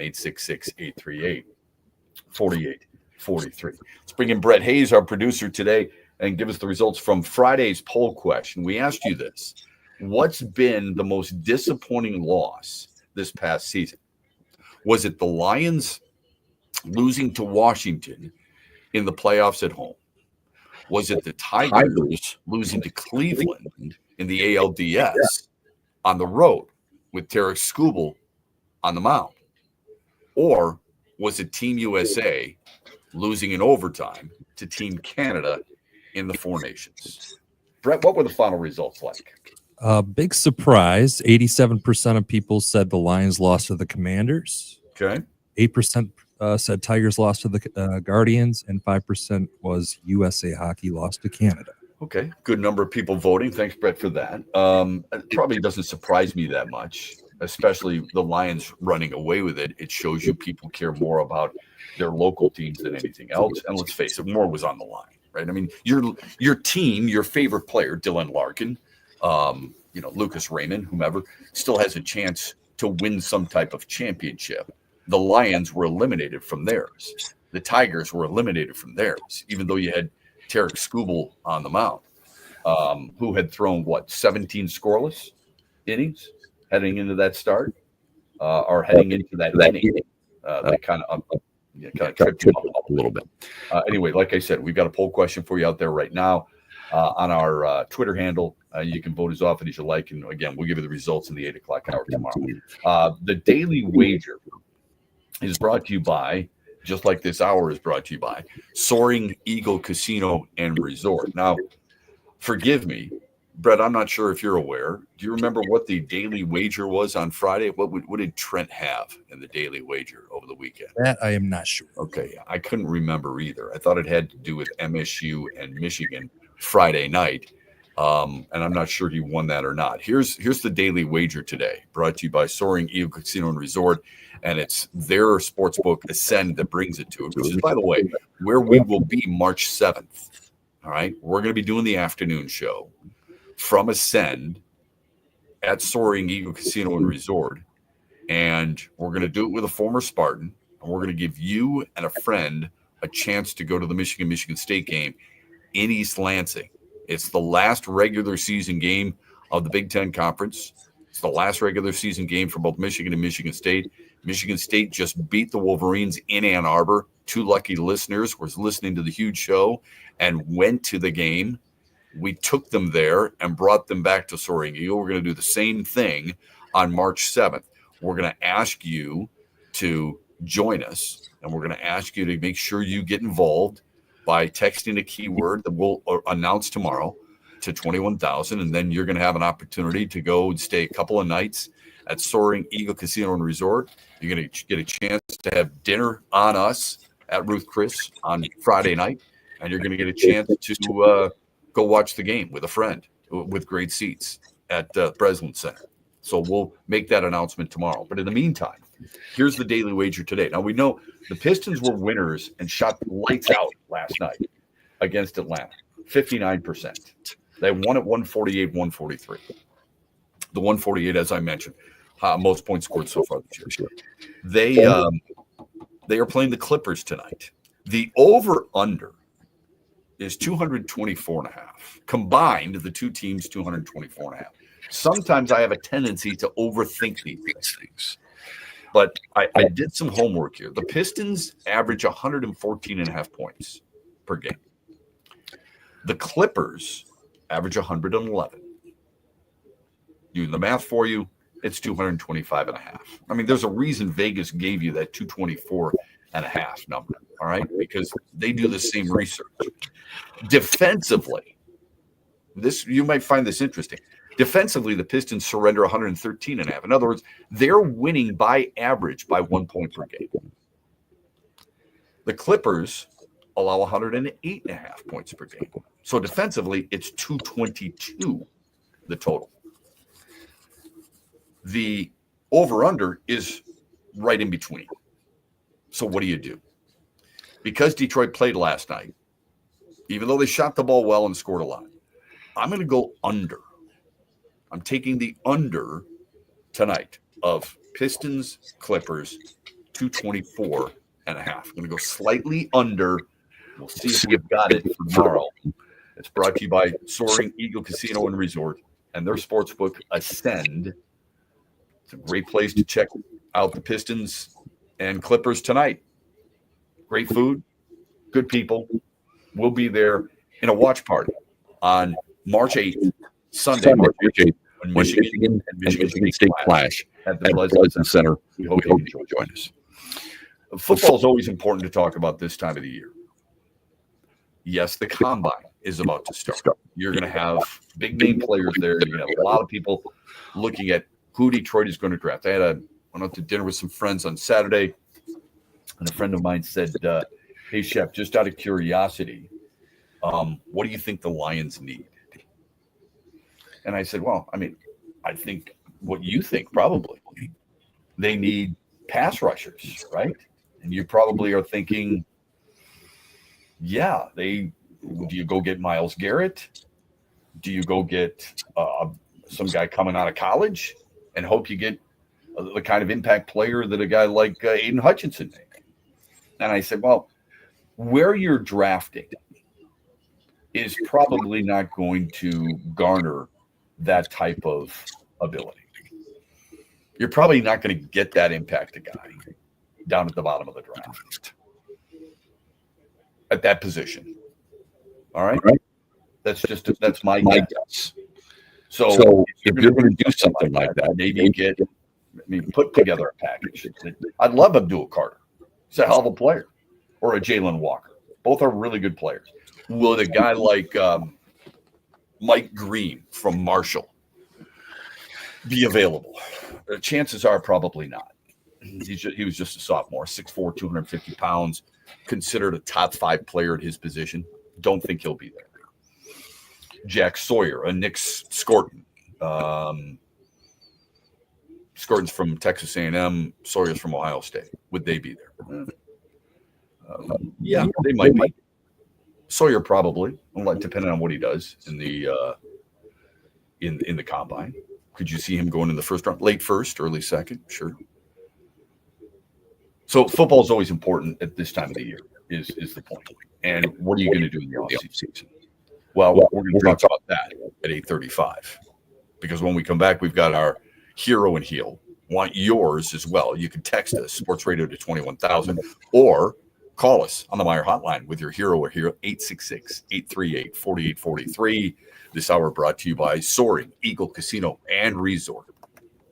Huge here from my good friend Josh Garvey. Now, he runs Doran Mayhew's Grand Rapids office in downtown GR. They're one of the world's top accounting and CPA firms. Their worldwide headquarters in Troy, Michigan, on the east side of the state. If you're a business looking to work with professionals who will help you every step of the way, turn to Josh Garvey and his team at Doran Mayhew. Also, don't forget Doran Mayhew brings you Coach Beeline and Josh every Tuesday, talking hoops on the Huge Show across Michigan. Big wins are just one word away with Scrabble your way to winning at Soaring Eagle Casino and Resort. Fridays in February from 5 p.m. to 11 p.m. 2 lucky guests every hour will compete in Scrabble, racing to 70 points. The winner takes home $1,000 in premium play, while second place earns $500 premium play. Spell your way to winning a share of $42,000 in premium play. Soaring Eagle Casino and Resort. Your getaway reimagined. Visit SoaringEagleCasino.com for complete rules and details. What's up, Michigan? You're listening to my good friend Shep. The Huge Show is coming up later today at 3, right here on the Michigan Sports Network.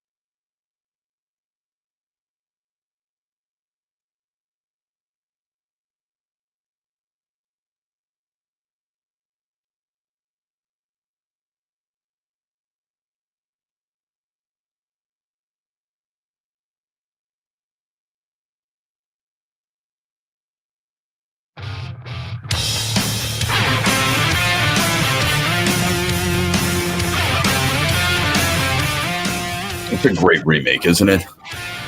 Seriously. I mean, I think Thin Lizzy originally did this song, and then Metallica with the Whiskey in the Jar was just phenomenal, as far as I'm concerned. Phenomenal. One of the best remakes there is. All right, let's get to Hero and Heels. We do this every Monday at 8:18. We give you our hero from the weekend. It can be a player, it can be a team, it can be a front office member. Hell, it can be a league, right? Like if you wanted to say the NHL for doing the Four Nations tournament or Four Nations face-off, yeah, I get why that worked. There's no right or wrong answer, as you know, but I could understand why somebody would say that. That's a really good one, I think. If you wanted to say the heel would be the play of Austin Matthews, I would push back a little bit on that. I thought he played overall pretty well, but when you lose Connor McDavid in the slot in overtime, that's a problem.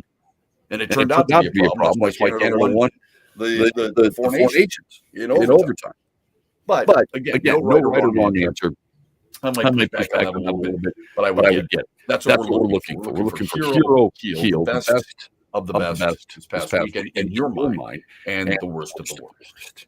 So I'll give you my hero. Usually Trent Valley joins us on this. I'll give you a couple, all right? My first is Michigan State guard Trey Holloman. He was the difference maker Friday night in Ann Arbor. It's not like he led Michigan State in scoring, but he keyed the second half push by the Spartans, and they cruised past U of M 75-62.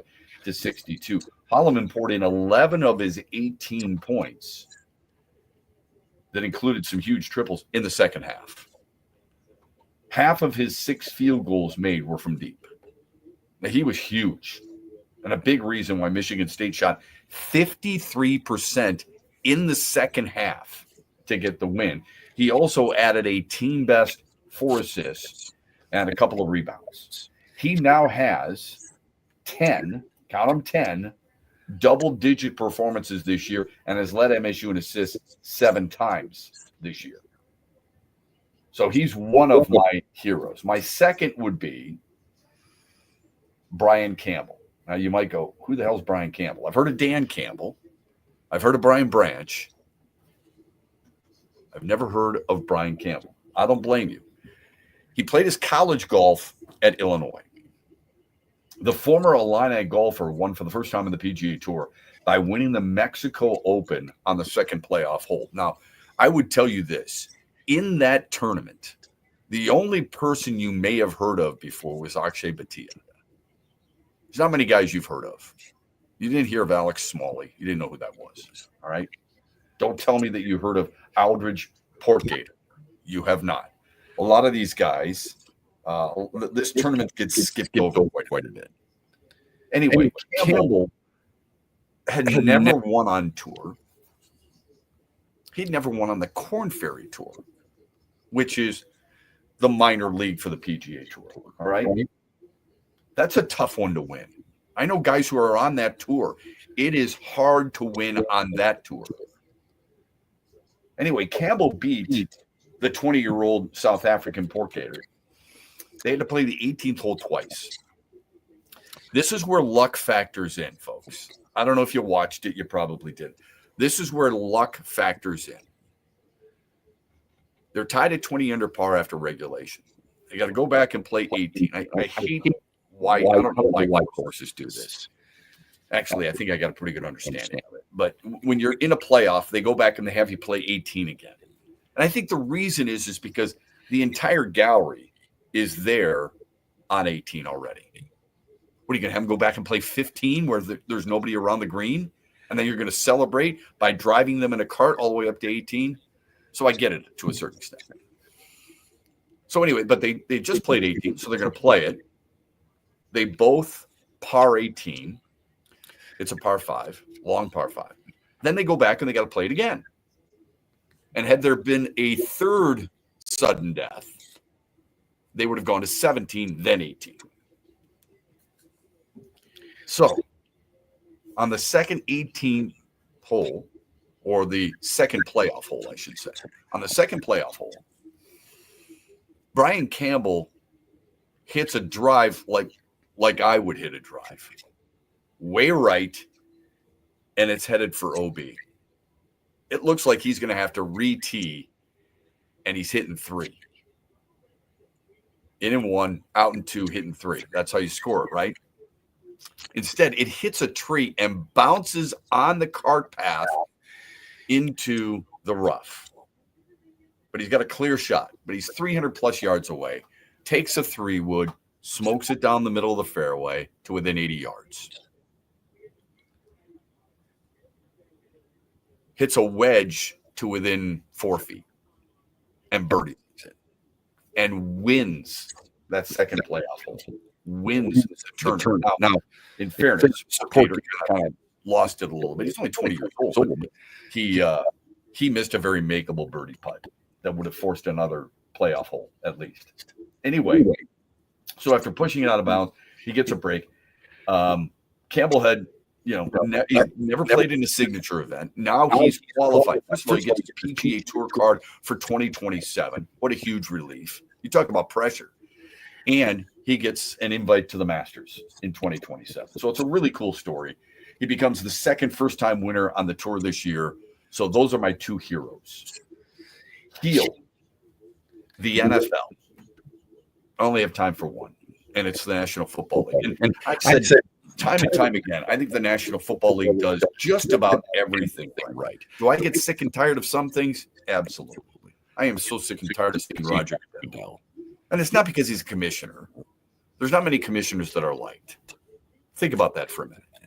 Give me the one commissioner you really liked. Was it David Stern? Was it Paul Tagliabue? Was it Bart Giamatti? Is it Gary Bettman? Nobody likes Gary Bettman. Nobody likes Rob Manfred. Nobody likes Roger Goodell. Adam Silver is probably more well-liked. Players love him for the most part. I'm not sure how many fans like him, whatever the case. But I think the NFL, for the most part, does just about everything right.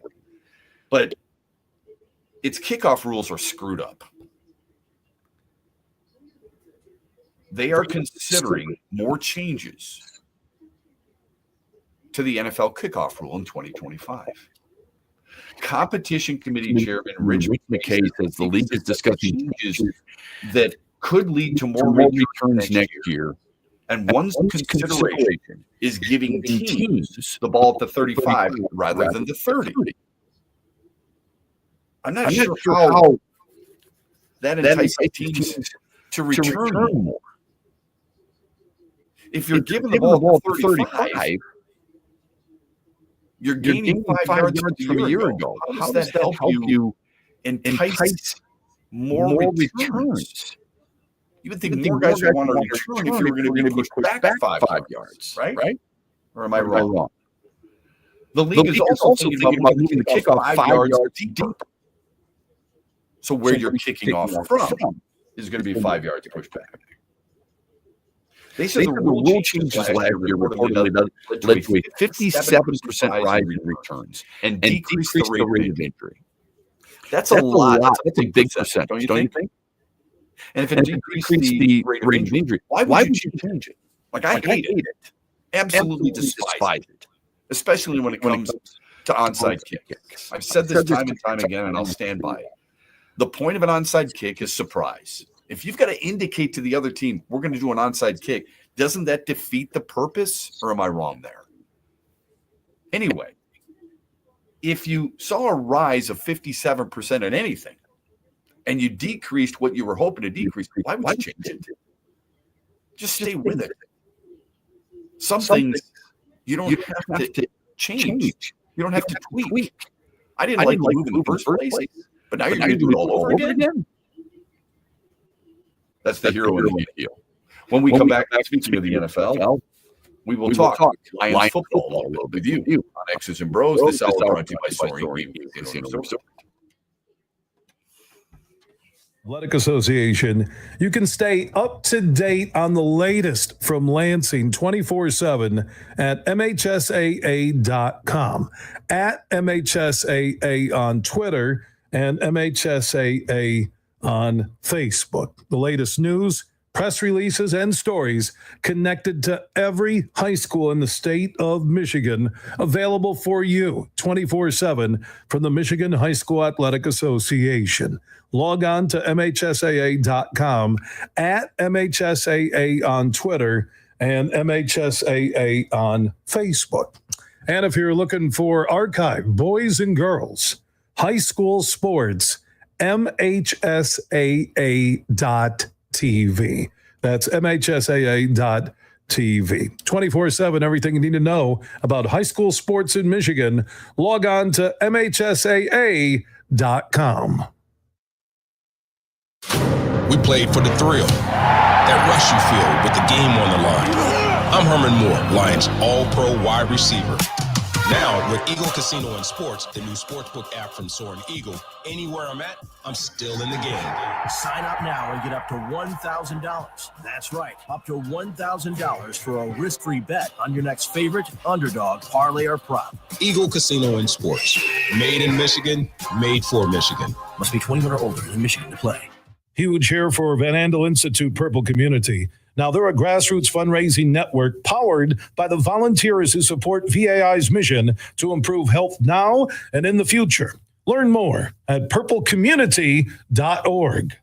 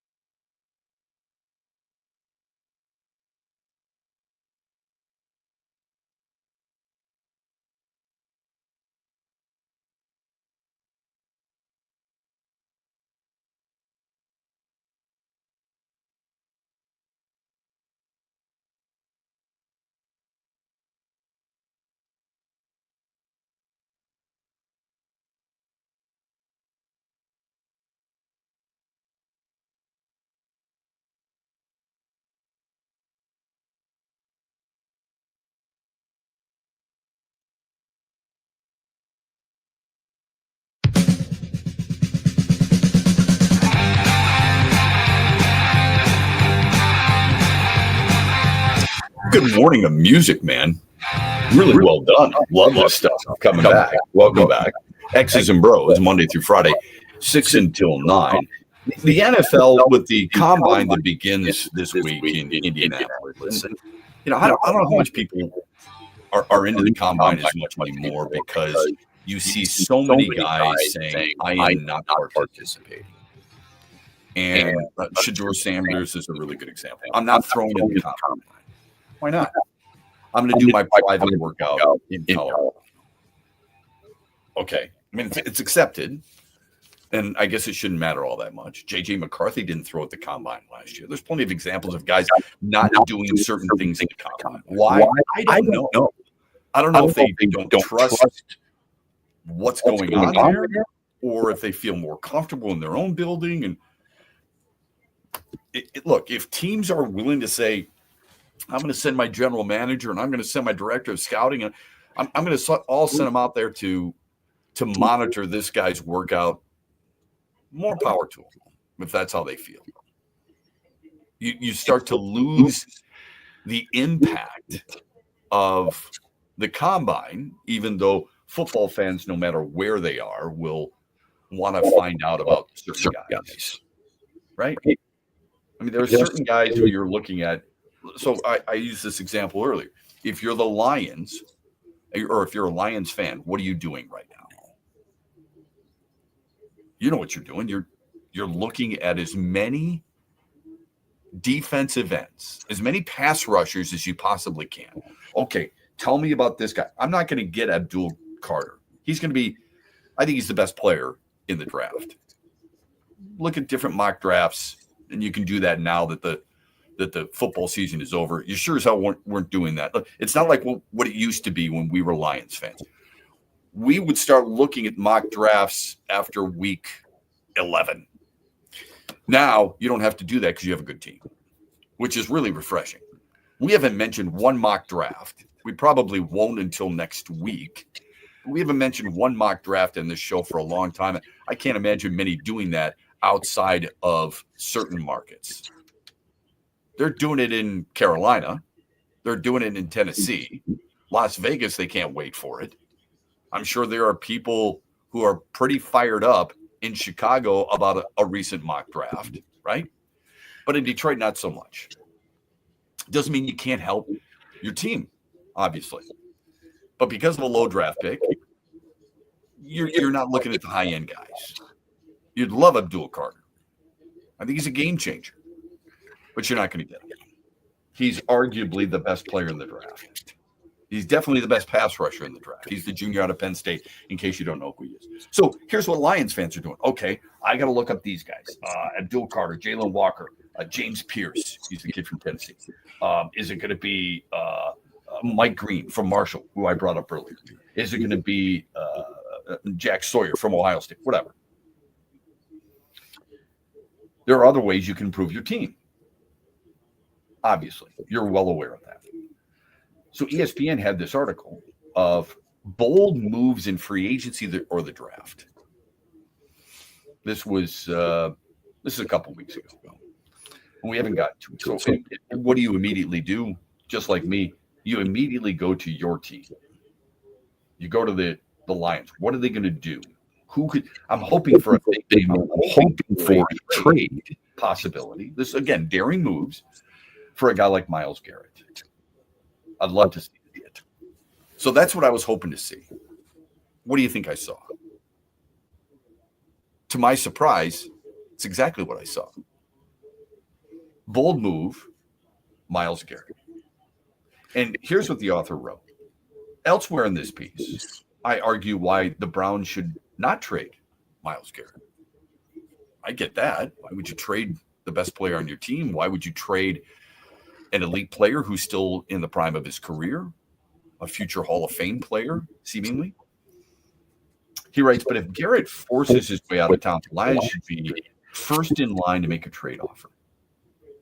He is a perennial defensive player of the year candidate, and the Lions are completely in win-now mode. I agree with most of that. The win-now mode stuff is stuff that we love to put in print. You got to win now. Do you think more teams are in win now or less teams? Probably less. Do you think Buffalo's in win now? Baltimore's in win now? Cincinnati feels like they're in win now because a lot of it has to do with the guy who's under center. Kansas City's still in win now. San Francisco's in win now.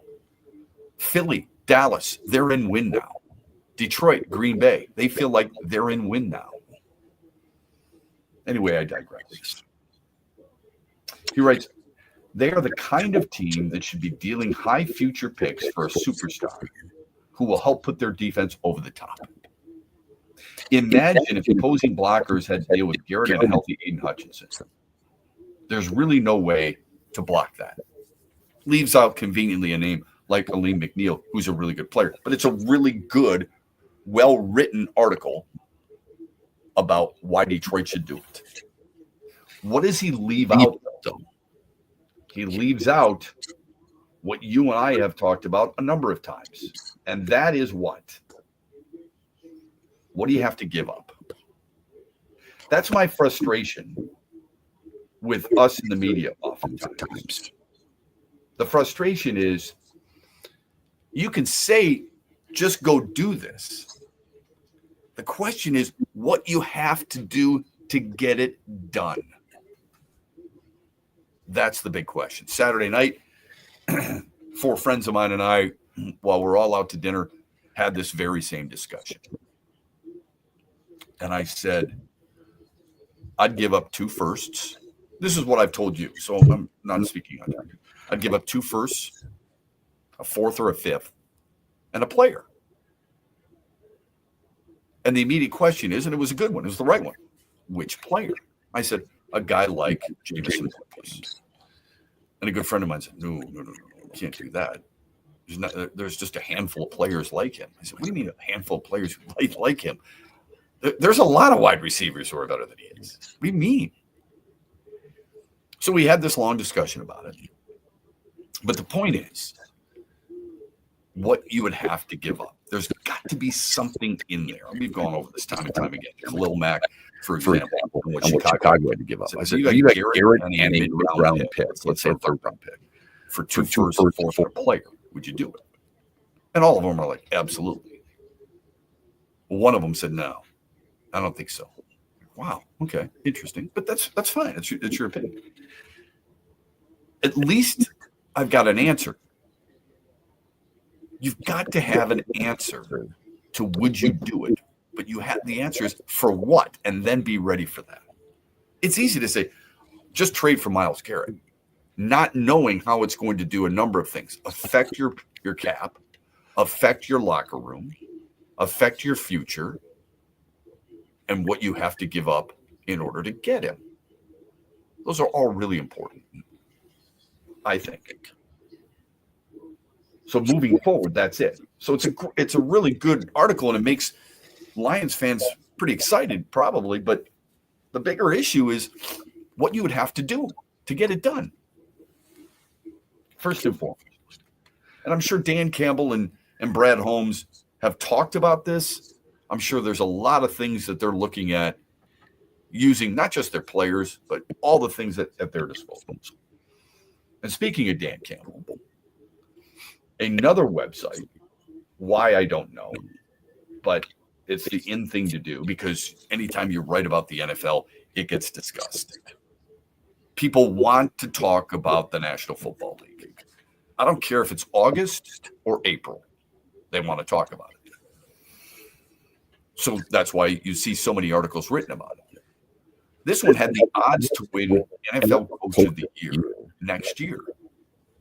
And I thought, man, that seems a little early for me, considering we don't know what their teams are going to be like. The leading candidate was Mike Vrabel. And I thought, wow. No, actually, it was Ben Johnson. Let me take that back. It was Ben Johnson. Mike Vrabel was second. So you see Ben Johnson, former Lion offensive coordinator. Good for him. I think he's going to the right place.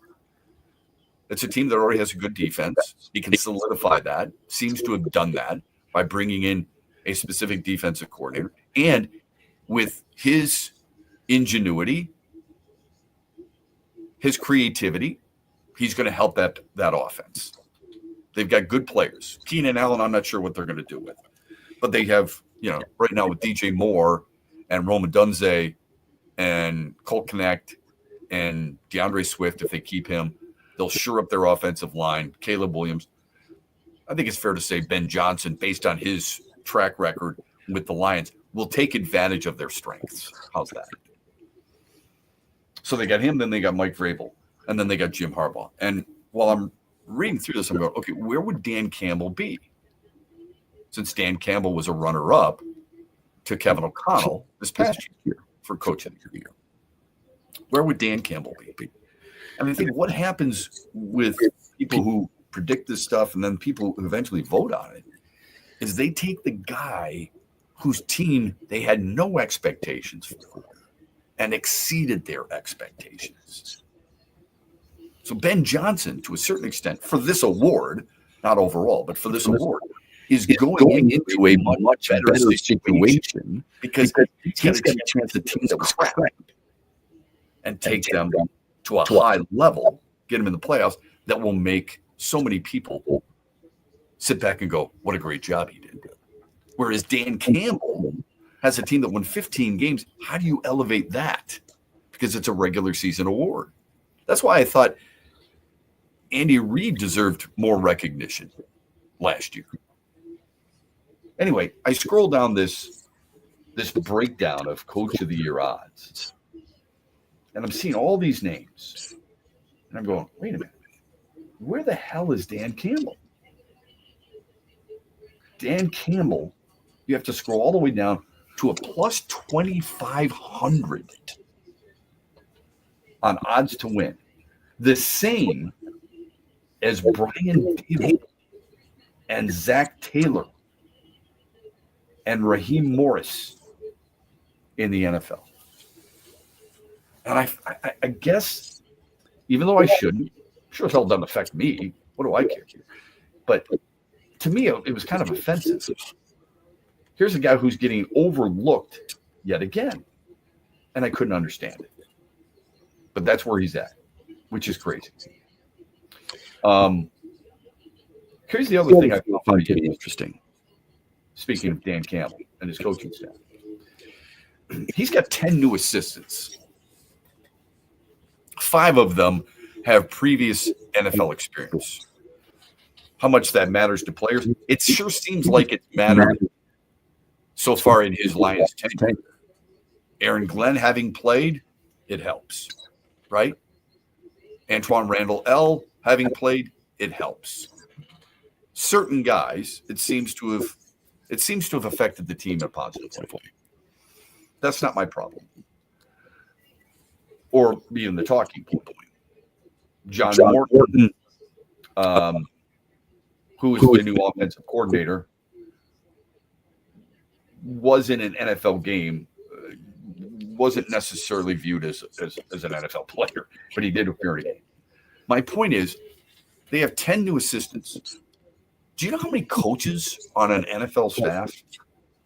If you count them up and you look at the Lions staff, they have 24 coaches. Think about that. 24 coaches on an NFL team these days. There's only 22 positions. And actually, there aren't. There's less than that. Because there's 2 guards, that's one position. There's 2 tackles, that's one position. Granted, different sides of the line, but you understand my point.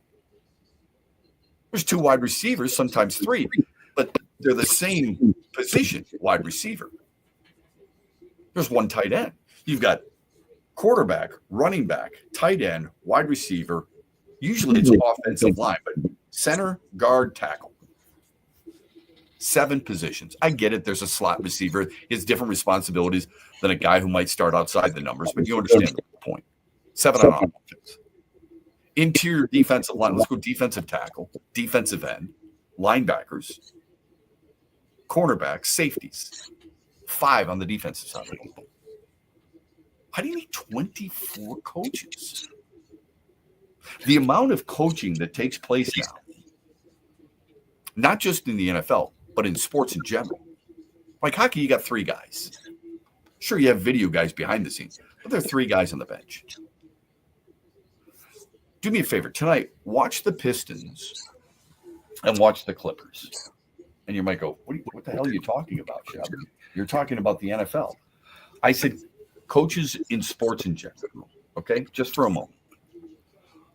And this is not a knock on the Pistons by any stretch, because you have plenty of teams that are out there doing it. They're not doing anything different than any other team is doing, all right? But if you look at the Pistons or look at the Clippers, go ahead and look at the Clippers and see what's going on. Look at the amount of coaches that you have. J.B. Bickerstaff is a coach. Jared Jack, Steve Scout, Sidney Lowe, Josh Estes, Greg Smith, Kevin Burleson, Jerome Allen, Vitaly Potapenko, Fred Vincent, Luke Walton. There are 11 coaches on the Pistons staff. 11. How many players do you have? 14? Somewhere around there? How many are dressing? You have 11 coaches, man. Like Fred Vincent's is just a shooting coach. He's a specialist. Still a coach. You're still paying him. It's incredible. Absolutely incredible. You got baseball teams with multiple hitting coaches, multiple pitching coaches. You've got basketball coaches with almost as many coaches as players. And you've got 24 football coaches. Oh. If I owned a team, like Tom Gores is not there. Obviously, Chris Ilitch has got all these different things going on.